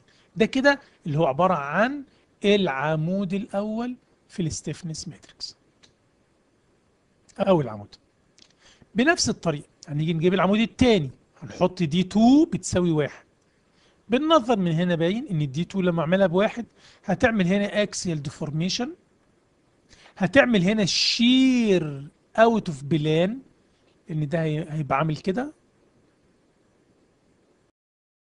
وهتعمل لي في الممبر ده شير ان بلان. ما دام اتحرك في اتجاه العمق بتاعه يبقى ده شير ان بلان. لو اتحرك عمودي على اتجاه العمق يعني في اتجاه العرض يبقى ده شير اوت اوف بلان. وده اللي حصل. ادي الدي 1 لما عملناها، دي 2 عملت هنا اكسل ديفورميشن، شير اوت اوف بلان، شير ان بلان. ابدا اقول الدي 2 هنا تساوي 1، ده الشير اوت اوف بلان، هيجيب لي الشير فورس في اتجاهها وهنشوف الكلام ده بالتفصيل. هحط هنا برضو دي 2 بتساوي 1 وهنا دي 2 بتساوي 1. لما احط هنا دي 2 بتساوي 1 هتجيب لي شير فورس في اتجاهها، لازم في اتجاهها 12 اي اي واي على ال تكعيب. ليه اي واي؟ عشان اوت اوف بلان. وهتجيب لي عزم. طب العزم اتجاهه هيكون عامل ازاي؟ انا عارف ان هو هيكون في اتجاه الواي. طيب اتجاهه لما انا اعمل كده يونت ديسبيسمنت كده، فالمومنت هيحاول يرجع الزاويه لصفر. بقاعة اليد اليمنى هنلاقيه طالع في اتجاه الواي الموجب. مقداره كام؟ 6 اي اي واي على ال سكوير.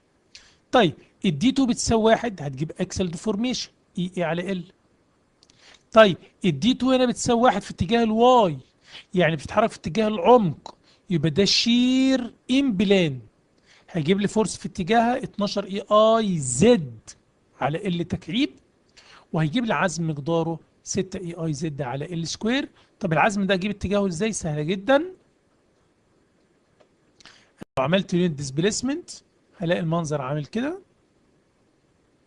عشان ارجع الزاويه لصفر يبقى لازم اثر بمومنت كده. لو طبقت قاعده اليد اليمنى هتلاقي ابهامك متجه في هذا الاتجاه، يبقى العزم بتاعنا هيكون في الاتجاه ده مقداره 6 اي اي زد على ال سكوير.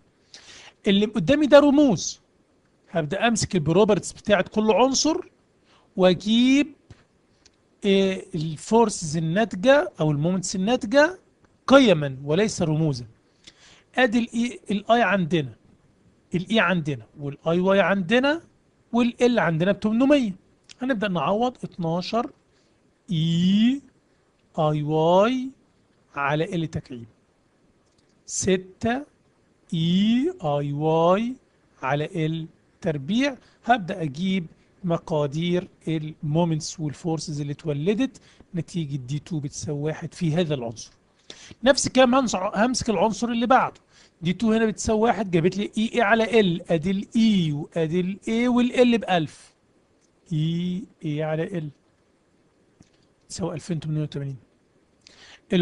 العنصر الثالث اللي هو دي بي، هنلاقي ان هو في لما عملت دي 2 بتساوي 1 جاب لي شير فورس مقدارها 12 اي اي زد على ال تكعيب و6 اي زد على التربيع. هنبدأ نعوض بالقيم بتاعتنا في الفورسز والعزوم اللي عندنا. ادي الاي ب 1200 والاي زد ب 160000 والال ب 1000 زي ما قلنا. ادي 12 اي اي زد على ال تكعيب و6 اي اي زد على ال تربيع. هنبدأ نجمع الفورسز والعزوم اللي اتولدت نتيجة الدي 2 بتساوي 1. هنلاقي هنا اتولد فورس 1.1 من 10 وعزم 450. هنا اكسيال فورس 2880. هنا فورس 2.3 وعزم 1152. انا عايز اجمع كل دول عشان اجيب العمود الثاني في الستيفنس ماتريكس. ابدا احط الديجريز اوف فريدم اللي عندنا واشوف في اي فورس في اتجاه دي 1. لا مفيش، يبقى صفر. في اي فورس في اتجاه دي 2؟ في. ادي فورس وادي فورس وادي فورس، نجمعهم تروح مديانا 200 2883 و4 من 10. طب في اي فورس في اتجاه دي 3؟ لا مفيش، يبقى زيرو. في عزم في اتجاه دي 4؟ تعال نبص كده، هنا اهو في عزم في اتجاه دي 4 الموجب مقدارها 1152. في عزم في اتجاه دي 5؟ لا مفيش. في عزم في اتجاه دي 6؟ 450 بالموجب. يبقى انا كده قدرت اكون العمود الثاني في الستيفنس ماتريكس. عايزين نكون العمود الثالث. هنحط دي 3 بتساوي 1. لما احط دي 3 تساوي 1 هنا هيتولد اكسل ديفورميشن في الممبر دي بي تنشن اللي هيتشد لفوق، والممبر بي سي والممبر اي بي هيتولد فيهم شير امبلان. ليه امبلان؟ عشان الازاحه اللي ما اتعملت في اتجاه العمق، في اتجاه الدبث. طيب هنبدا نعمل اهو، ده اللي واضح. ادي الشير امبلان والشير امبلان وادي الاكسل ديفورميشن. هنحط دي 3 تساوي 1 هنا وهنا وهنا، ونبدا نشوف اللي يتولد عندنا. دي 3 تساوي 1 هنا شير امبلان يجيب لي شير فورس في اتجاهه 12 اي اي زد على ال تكعيب، ويجيب لي مومنت مقداره 6 اي اي زد على التربيع. وهنا نفس الكلام شير امبلان يجيب لي شير فورس 12 اي اي زد على ال تكعيب ومومنت مقداره 6 اي زد على ال تربيع. اتجاهات المومنتس دي بنعرفها ازاي؟ ده وده لسه قايلين من شويه. نرجع ورا شويه عشان نوضحها. لما اعمل يونت ديسبيسمنت هنا ده يطلع لفوق كده، وده شكل الديفورميت شيب. المومنت هنا بيحاول يرجع الزاويه لصفر، يبقى ده المومنت بتاعنا. لما اطبق قاعده اليد اليمنى هلاقي ان ابهامي متجه في الزد الموجب. طيب الدي 3 هنا تساوي 1، ده بيعمل اكسل ديفورميشن يجيب تنشن مقداره اي على ال. هنبدا نحط البروبرتيز بتاعه كل عنصر، خصائص كل عنصر، ونمسك كل عنصر ونحسب له. ادي الاي وادي الاي زد والال ب 800، نحسب كل واحد كارقام. نمسك المنبر التاني برضو هنحسب الستة اي اي زد وال 12 اي اي زد على ال سكوير وال تكعيب. ادي الاي وادي الاي زد والال ب 1000. نفس الكلام المنبر الثالث اي على ال، ادي الاي وادي الاي والال ب 1000. يبقى انا كده قدرت احصل الفورس والعزوم الناتجة عن اليونت ديسبيسمنت تي 3 تساوي 1 قيما وليس رموزا. عايز اكون العمود الثالث في الستيفنس ماتريكس، فهاجي اقول ابدا اشوف اتجاه دي 1 في اي فورس؟ لا مفيش، يبقى زيرو. دي 2 في اي فورس؟ لا مفيش، يبقى زيرو. دي 3 في اي فورس؟ في. ادي فورس 2 3. الثلاث قوى دول مع بعض هيديني 1468 ونص. طيب في عزم في اتجاه دي 4 في اهو، يبقى في 9216. في اي عزم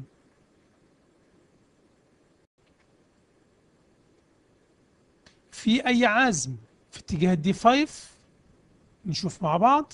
في اي عزم اهو بس عكس الدي 5، يبقى ماينس 4050. طب في اي عزم في اتجاه دي 6؟ لا مفيش، يبقى زيرو. يبقى كده كونت العمود الثالث في الستيفنس ماتريكس. يبقى شفنا لما عملنا الدي 1 بتساوي 1 والدي 2 بتساوي 1 والدي 3 تساوي 1، لما باجي اعمل الاقي ممبر اتولد فيه اكسل ديفورميشن، الثاني اتولد فيه شير امبلان، والثالث اتولد فيه شير امبلان او اوت اوف فيلان حسب اتجاه العمق بتاعنا.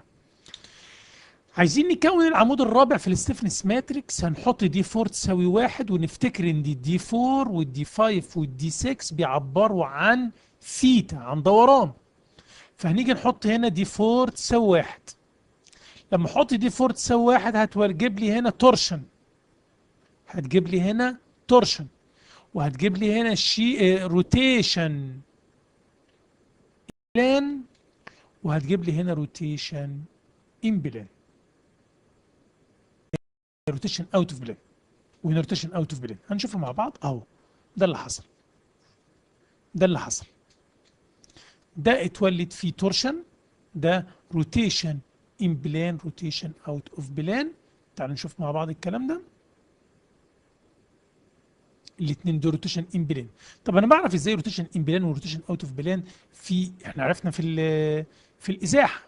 الروتيشن بقى لو ان الازاحه في اتجاه محور زد، لو الدوران في اتجاه محور زد، يبقى ده بيلفف حوالين زد، بيلفف حوالين زد، يبقى بيلفف في الاكس واي بلان، يبقى اسمه ان بلان. لما يكون الثيتا بتاعتي في اتجاه الزد لوكال، في اتجاه البريدث، يبقى ده اسمه روتيشن ان بلان. ليه؟ لانه بيلفف حوالين الزد. ما دام بيلفف حوالين الزد يبقى بيلفف في الاكس واي بلان. طيب تعالى نشوف مع بعض الكلام ده. الدي 4 لما اجي اعملها بواحد هنا تجيب لي تورشن، تديني جي اي اكس على ال. طيب الدي 4 لما اجي اعملها هنا تديني مومنت. عارفين ان المومنت اللي هو الروتيشن بيديني 4 اي اي على ال و2 اي على ال الناحيه الثانيه. انا يهمني ناحيتي بس، الناحيه الثانيه فيكسد ما تهمنيش في حاجه. يبقى هيديني 4 اي اي زد على ال، وهيديني شير فورس. طبعا لازم الاتجاه ده يكون نفس اتجاه الديسبيسمنت، الروتيشن. زي ما قلنا ما ينفعش ان انا عشان اعمل دي 4 تساوي موجب الناحيه دي اثر بعزم عكسها، لازم يكون معاها.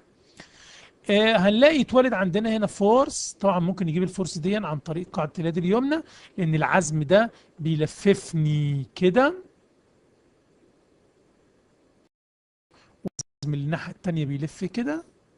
فلازم الشير فورس تيجي تعمل ازدواج عكسي، تعاكس الدوران بتاع التو اند مومنتس، فيتلاقيه طالع لفوق هنا مقداره 6 اي اي زد على ال سكوير. ونفس القصة هنا، دي 4 تساوي 1، دي 4 تساوي 1 هتجيب لي مومنت هنا مقداره 4 اي اي زد على ال، وشير فورس مقدارها 6 اي اي زد على ال سكوير. هنبدأ نحط البروبرتيز بتاعت كل عنصر، وامسك كل عنصر واعوض، وامسك كل عنصر واعوض بالقيم بتاعتنا. هنا جي اي اكس على ال، ادي الجي وادي الاي اكس والال ب 800. رجينا عوضنا وحصلنا على القيمه بتاعتنا. هنا برضو نفس الكلام، عوضنا بالاي والاي زد والال ب 1000 وحسبنا الحسابات بتاعتنا. هنا كمان في المنبر الثالث الاي والاي زد والال ب 1000 حسبنا برضو الحسابات بتاعتنا بالارقام. نجمع الثلاث عناصر مع بعض، دي العزوم والفورسز اللي اتولدت نتيجة دي 4 تساوي 1. يبقى أنا عايز أجيب العمود الرابع في الستيفنس ماتريكس. هبدأ أحط الديجريز اوف فريدم. هل في قوة في اتجاه دي 1؟ مفيش، يبقى زيرو. في قوة في اتجاه دي 2؟ دي 2 كده أهو، يبقى 1152. في قوة في اتجاه دي 3؟ في قوة أهي 9216. في عزم في اتجاه دي 4؟ في، ادي عزم وادي عزم وادي عزم، نجمعهم مع بعض يديني 6000، 6 مليون 990 الف و22. طب في اتجاه دي 5؟ لا مفيش. اتجاه دي 6؟ لا مفيش، يبقى زيرو. يبقى انا كده قدرت اكون العمود الرابع في الستيفنس ماتريكس. عايزين نكون العمود الخامس. هنبدا نحط دي 5 تساوي 1، وافتكر ان دي 5 دي عباره عن ثيتا. هتجيب لي هنا تورشن، تجيب لي هنا روتيشن ان بلان، وتجيب لي هنا روتيشن اوت اوف بلان. وده اللي واضح قدامنا، ادي تورشن، ادي روتيشن ان بلان، ادي روتيشن اوت اوف بلان. يبقى لما احط هنا دي 5 تساوي 1 في اتجاه الزد لوكال، تقوم تجيب لي ايه؟ روتيشن ان بلين. لما احطها هنا في اتجاه الاكسيال تديني تورشن، لما احطها هنا في اتجاه الواي تديني روتيشن اوت اوف بلين. كل واحده من دول لها تعامل مختلف. الروتيشن ان بلان بيجيب لي عزم في اتجاهها مقداره 4 اي اي زد على ال، والشير فورس مقدارها 6 اي اي زد على ال سكوير. طيب دي هنا اللي في اتجاه محور اكس دي تورشن، تقوم تجيب لي جي اي اكس على ال. طيب دي 5 هنا في اتجاه محور واي، تجيب لي الروتيشن اوت اوف بلان، تقوم تجيب لي مومنت في اتجاه مقداره 6 اي 4 اي اي واي. ليه اي واي؟ لان ده دوران اوت اوف بلان على ال. فورس 6 اي اي واي على ال سكوير. هبدا احط البروبرتيز بتاعت كل عنصر، ابدا اعوض عن الاي والاي زد والال ب 800 في حساباتي بالاله الحاسبه. نفس الكلام المنبر الثاني ده اتولد عليه جي اي اكس على ال والال ب 1000.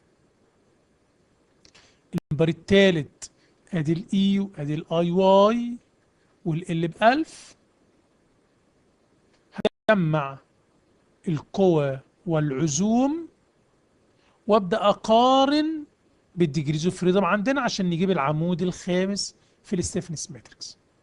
ادي الدي 1 لو بصينا عليها في اي قوه في الاتجاه ده، في 648 بس بالسالب عشان عكس الدي 1. طب في اتجاه الدي 2 مفيش اي فورس يبقى زيرو. في اتجاه الدي 3 اللي هي الرأسية الأعلى في هنا فورس اهي بالسالب عشان نازلة لتحت عكس الدي 3 ناقص 4050. في اتجاه الدي 4 اللي هو العزوم بزيرو. في اتجاه الدي 5 الاقي في هنا ادي عزم ادي عزم ادي عزم، نجمعهم مع بعض. في اتجاه الدي 6 مش هنلاقي حاجة يبقى زيرو. وده كده العمود الخامس بتاع الستيفنس ماتريكس. العمود السادس هبدأ احط دي 6 تساوي 1 تجيب لي هنا تورشن، روتيشن اوت اوف بلان، روتيشن اوت اوف بلان عشان مع العمق. وده اللي حصل عندنا. هنحط دي 6 بواحد ودي 6 بواحد ودي 6 بواحد. دي 6 بواحد هنا في اتجاه الواي تجيب لي روتيشن اوت اوف بلان، تقوم تجيب لي مومنت في اتجاه مقداره 4 اي اي واي على ال، والشير فورس 6 اي اي واي على ال سكوير. الدي 6 هنا في اتجاه الواي تجيب لي روتيشن اوت اوف بلان، تقوم تجيب لي مومنت في اتجاه مقداره 4 اي اي واي على ال، وشير فورس مقدارها 6 اي اي واي على ال سكوير. الدي 6 هنا تساوي 1 هتجيب لي تورشنال مومنت في اتجاهها مقداره جي اي اكس على ال. هنبدأ نحط البروبرتيز بتاعت السكشنز ونمسك كل عنصر ونعوض بالارقام بالاي والاي واي والال ب 800 ونجيبها كارقام. والمنبر التاني برضو نفس القصة، هنعوض عن الاي والاي واي والال ب 1000 ونعوض ونجيب ارقام. المنبر التالت ادي الجي وادي الاي اكس والال ب 1000، نجيب الجي اي اكس على ال ونجيبه كرقم. نبدأ بقى نحط الفورسز والعزوم اللي اتولدت نتيجة دي 6 تساوي 1 تمهيدا ان احنا عايزين نبدا نكون العمود السادس في الستيفنس ماتريكس. عشان اكون العمود السادس اقارن الفورسز اللي اتولدت بالديجريز اوف فريدم. دي 1 هل في اي فورس في اتجاه دي 1؟ في فورس اهي بس بالسالب عشان عكسها يبقى سالب 1296. الدي 2 هل في اي فورس ولدت في اتجاهها؟ لا يبقى زيرو. الدي 2 فين الدي 2؟ دي 2 اهو 450. الدي 3 هل في اي قوه اتولدت في اتجاهها؟ لا زيرو. طب الدي 4 في اي عزم في الاتجاه ده في اتجاه الاكس؟ مفيش يبقى زيرو. دي 5 في اي عزم في اتجاه الواي؟ مفيش يبقى زيرو. في الدي 6 في عزم في اتجاه الزد؟ ادي عزم وادي عزم وادي عزم، نجمعهم مع بعض يبقى احنا كده كونا العمود السادس في الستيفنس ماتريكس. نبدأ نجمع الست عمدان اللي احنا جبناهم، العمود الاول والثاني والثالث والرابع والخامس والسادس، نجمعهم مع بعض نلاقي ان احنا كونا الستيفنس ماتريكس بتاعه المنشأ ككل. لازم بعد ما اكونها اعمل تشيك ان هي سيمتري. الرقم ده هو نفس الرقم ده، سيمتري حوالين الدياجونال، هو نفس الرقم ده، الرقم ده نفس الرقم ده، الرقم ده نفس الرقم ده، الرقم ده نفس الرقم ده، الرقم ده نفس الرقم ده، والاصفار متماثله برضو. يبقى كده الستيفنس ماتريكس بتاعتي مظبوطه. انا كده كونت الكي، ادخل على الفورس فيكتور.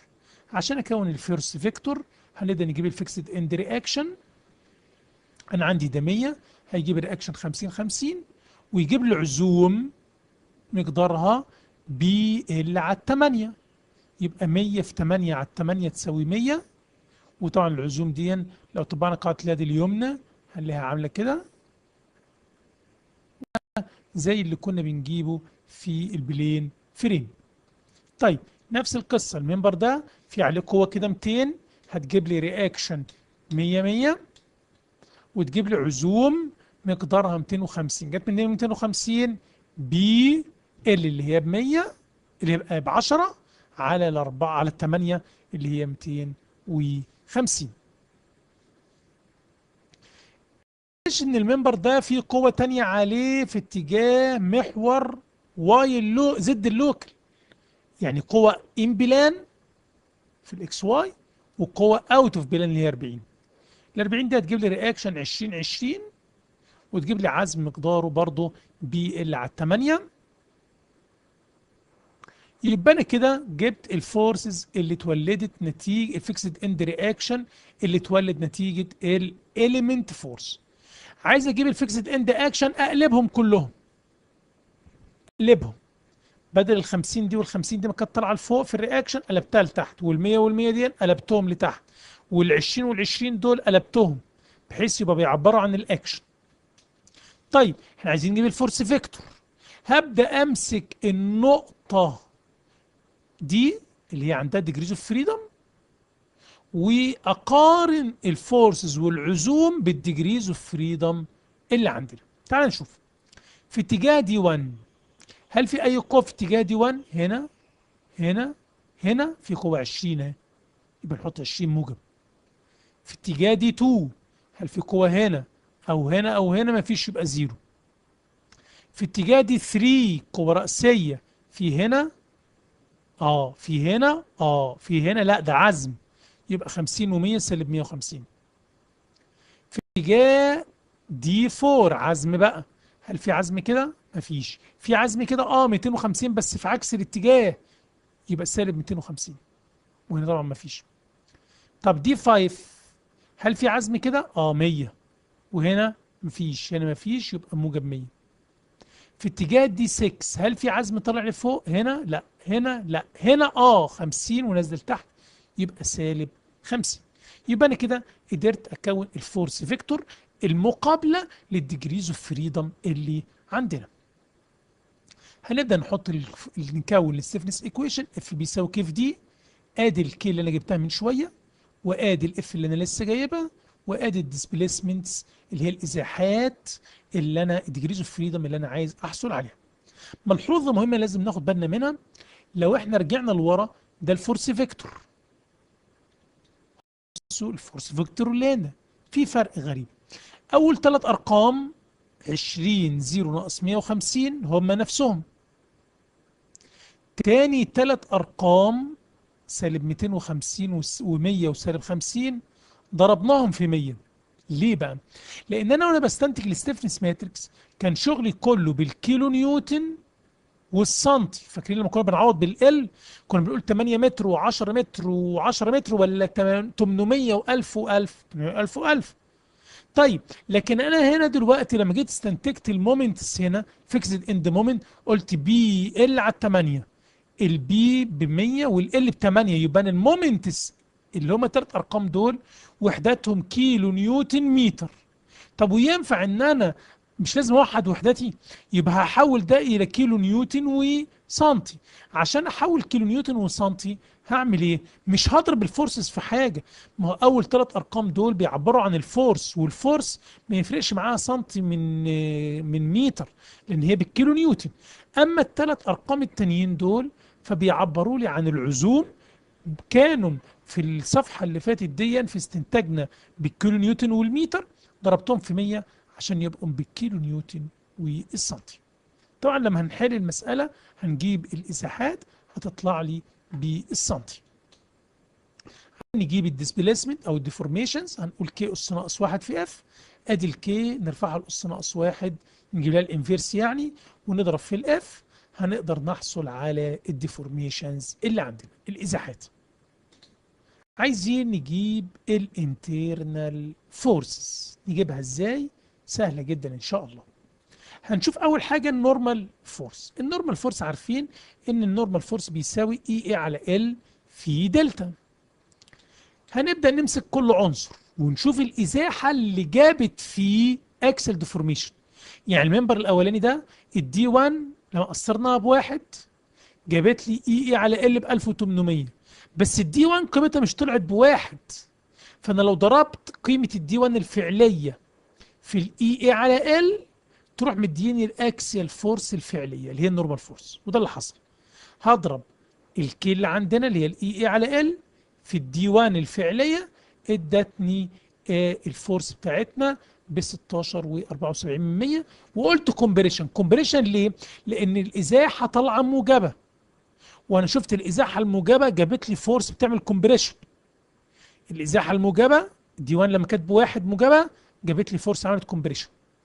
طيب نمسك المنبر الثاني، ايه الازاحه اللي عملت فيه اكسل ديفورميشن؟ هي الدي 2.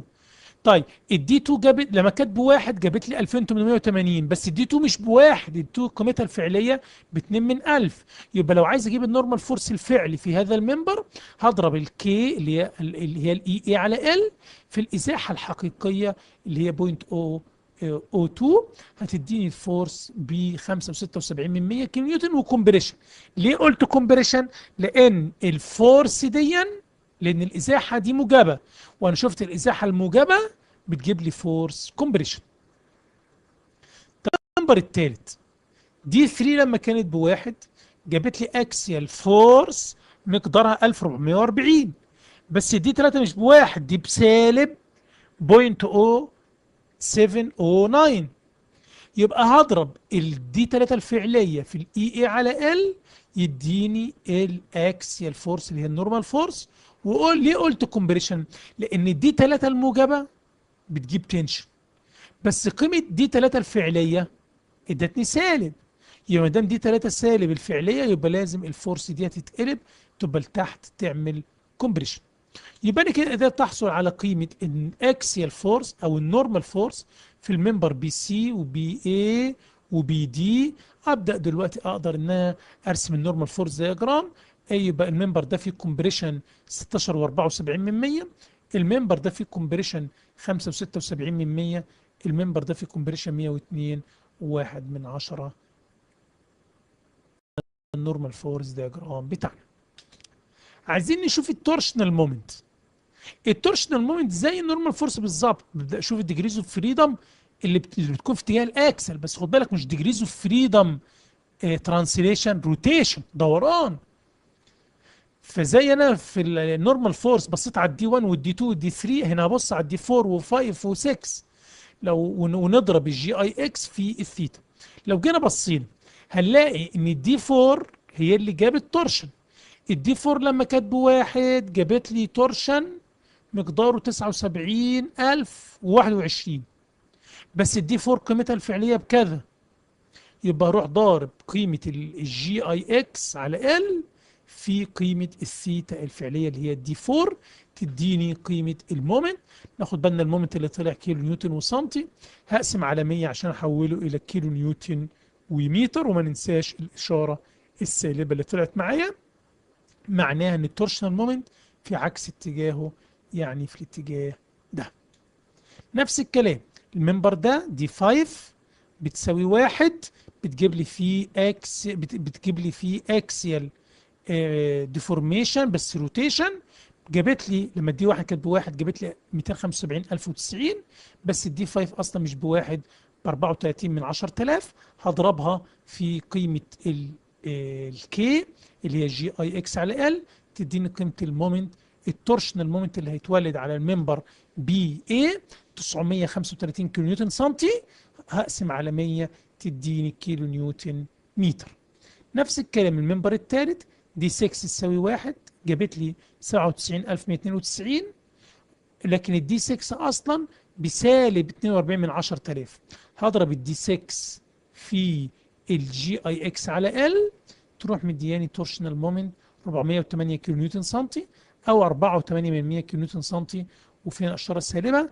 معناها ايه؟ معناها انك انت لما كنت حاطط الازاحه الموجبه الدي 6 جابت لك تورشن اللي فوق، هنا لا، عشان نظرا للازاحه الحقيقيه دي 6 سالبه، فهتجيب لي تورشن لاسفل.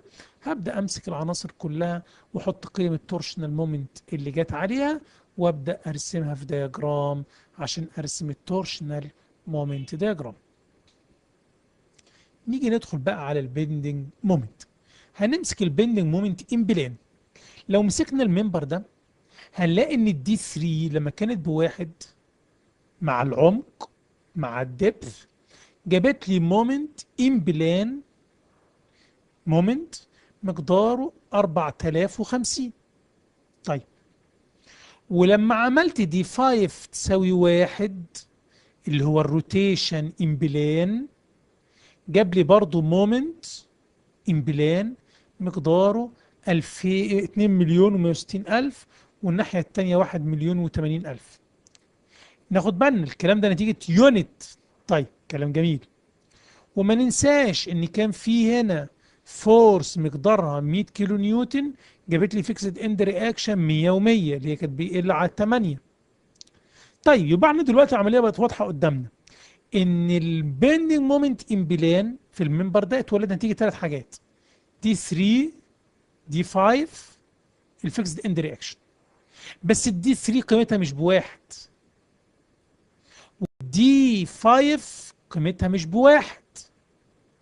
يبقى بالسوبر بوزيشن هنلاقي ان ام بي سي هيساوي سالب 100 عشان عكس الاتجاه الموجب بتاعنا، يبقى سالب 100 ناقص 4050 في قيمة الدي 3 الفعلية، زائد 2,160,000 في قيمة دي 5 الفعلية. هنبدأ نعوض. ادي الدي 3 اهي، ادي الدي 5 اهو، هنعوض. بس خد بالك احنا حطينا قوسين للمقدار ده وقسمنا على 100. ليه؟ لأن المقدار ده يطلع لي كيلو نيوتن وسنتي، لكن الفيكسد اند مومنت ده او الفيكسد اند رياكشن ده كان محطوط كيلو نيوتن ومتر، فما ينفعش اجمع كيلو نيوتن متر مع كيلو نيوتن سنتي، فقسمت على 100 عشان اوحد الوحدات بتاعتي. ادي قيمه الدي 3 جايه من فوق باشارتها، وادي قيمه الدي 5 باشارتها. هنجمع هيروح مديني سالب 23.96 من 100 كيلو نيوتن متر. نفس الكلام اعمله الناحيه الثانيه. ام سي بي هتساوي موجب 100 ناقص 4050 في قيمة الدي 3 الفعلية، 1,080,000 في قيمة دي 5 الفعلية. هنبدأ نعوض مع ملاحظة الترمين دول، باخد في قوسين واقسم على 100 لنفس السبب اللي قلته عشان التحويلات، ونبدأ نعوض ونجيب قيمة المومنت. طيب يبقى أنا كده الحمد لله قدرت للمنبر ده نتيجة القوة والإزاحات اللي حصلت عندي كلها أجيب قيمة العزم هنا وقيمة العزم هنا. طيب لا، ممكن أجيب الرياكشنز من هنا إزاي بقى؟ أولا المية دي بتجيب لي 50-50، والعزم ده بيعمل لي مومنت كده، ده بيجيب لي مومنت كده. يبقى الرياكشنز دي هيجي لي تو رياكشنز، رياكشن نتيجة رد الفعل ده اللي هي تدينا النص بالنص 50-50، وكمان في نتيجة فرق العزوم اللي هي 139 ناقص 23.69 على ال اللي هي كانت ب 8 متر. خد بالك احنا شغالين متر دلوقتي، ان العزم ده كيلو نيوتن متر. فده اللي حصل. قلت هنا ده 50 زائد. ليه زائد؟ عشان ده العزم الاكبر. ده العزم الاكبر، يعني لما اجيب فرق العزوم هلاقي ده اللي يغلب. يبقى لازم الازدواج اللي يجي لي عكسه يكون عكس ده، يبقى هنا طالع وهنا نزل. يبقى 50 زائد زي ما كان بيحصل قبل كده معانا، ان يكون عندي فورس كده وهنا عزم وهنا عزم. لو العزم ده الاكبر كنت بحط رد الفعل نتيجه فرق العزوم في هذا الاتجاه بحيث يجيبوا لي ازدواج عكسي. طيب يبقى قلنا 50 زائد فرق العزوم على ال. هنا بقى هيبقى 50 ناقص فرق العزوم على ال. قدرت اجيب قيمه الشير فورس هنا والشير فورس هنا.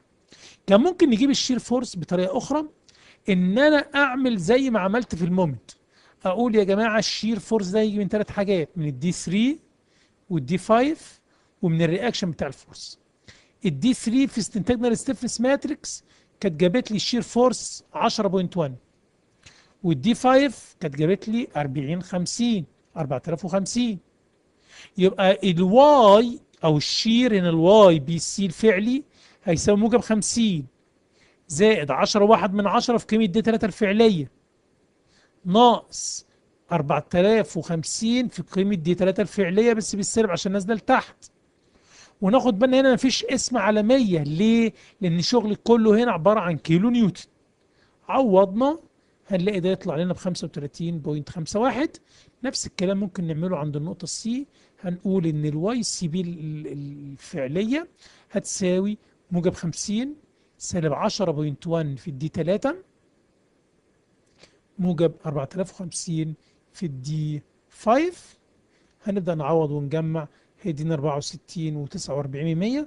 يبقى اللي فات اداني 35 ونص وهنا 64 ونص تقريبا، ودي نفس القيم اللي حصلنا عليها من الطريقة اللي فاتت.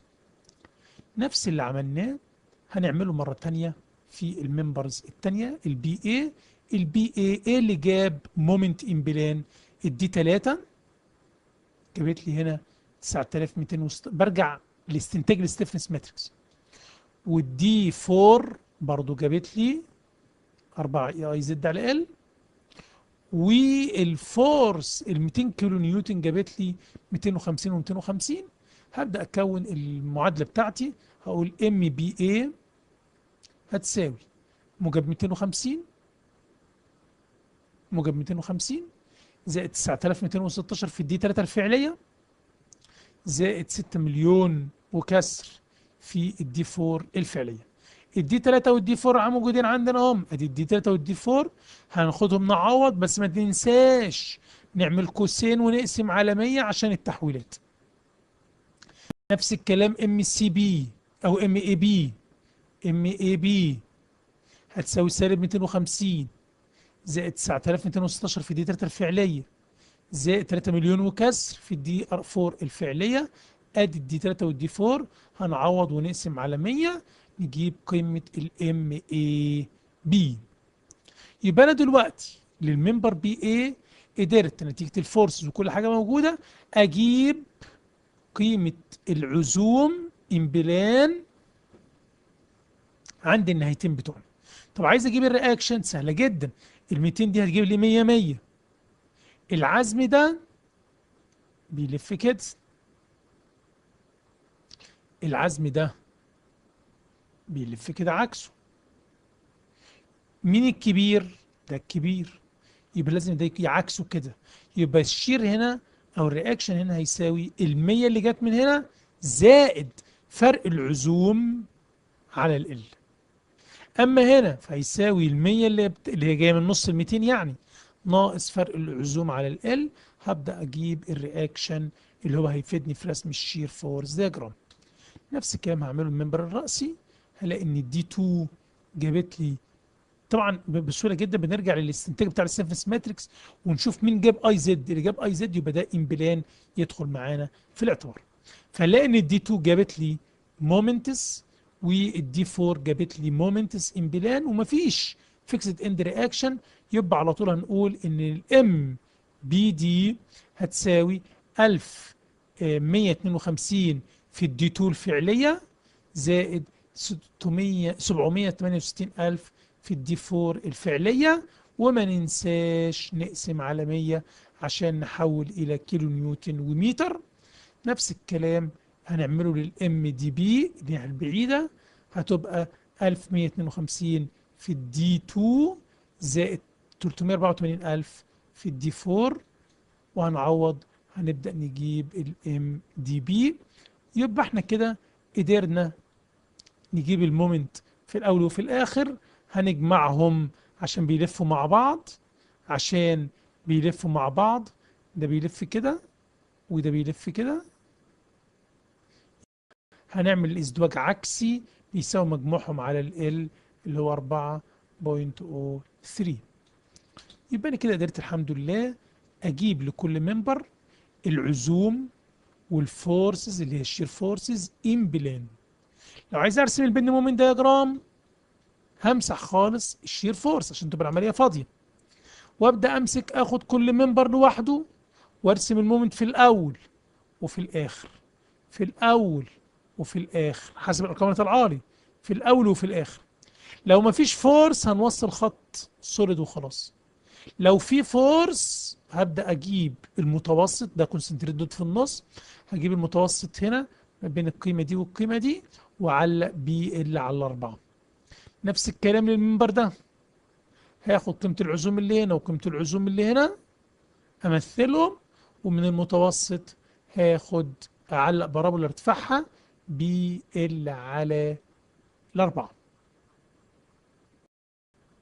بلس ارتفاعه بي ال على الاربعه. طب عايزين نرسم الشير فورس دياجرام برضه بسيطه.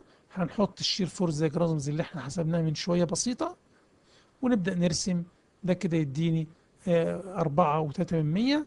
هنا من عيد الشمال طالع يثبت، ينزل بالمية دي يوصل إلى الزيرو وبعدين يقفل الناحية التانية. نفس الكلام المنبر ده هنبدأ نطلع ب 133.56 وننزل 200 نوصل إلى 66 و44%. وهنيجي هنا هتبقى دي 66 و44 من 66 و44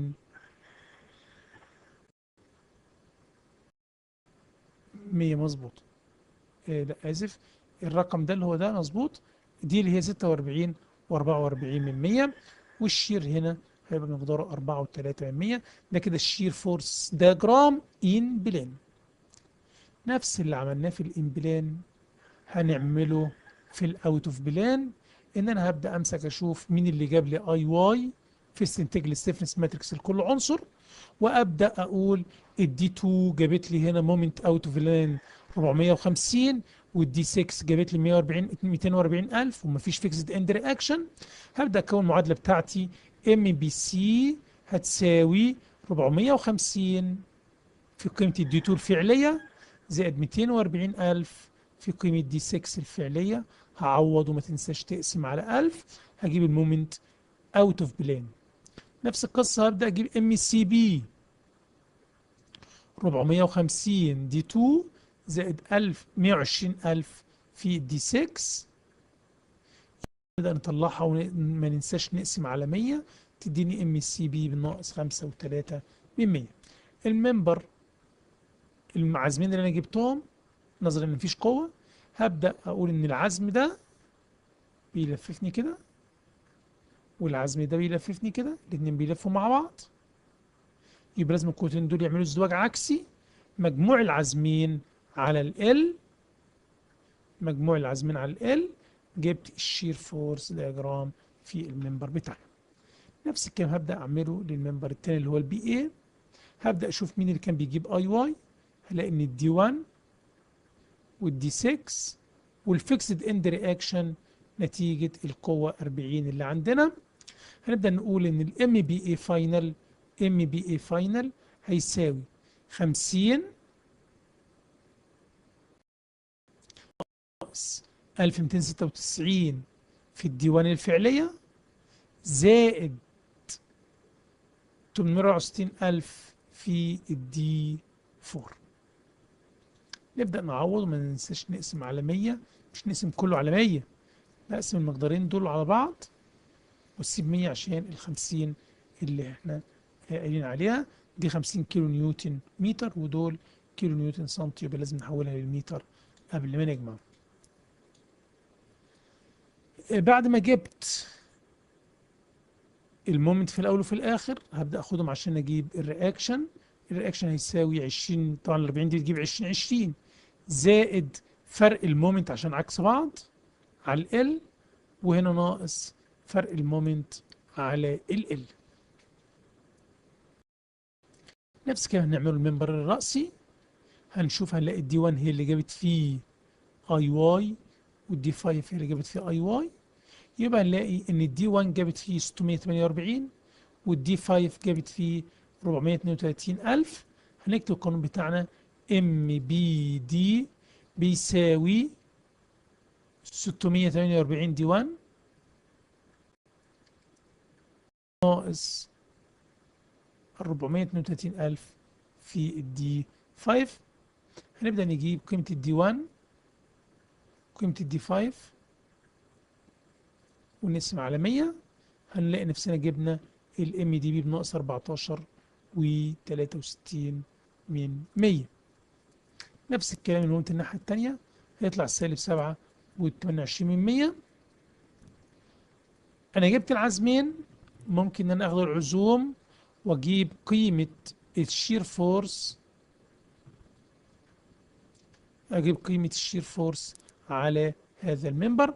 كده يبقى أنا عندي المنبرز كلها قدرت أجيب لها المومنت أوت أوف بلان والفورس أوت أوف بلان، تمهيدا إن أنا عايز أبدأ أرسمها.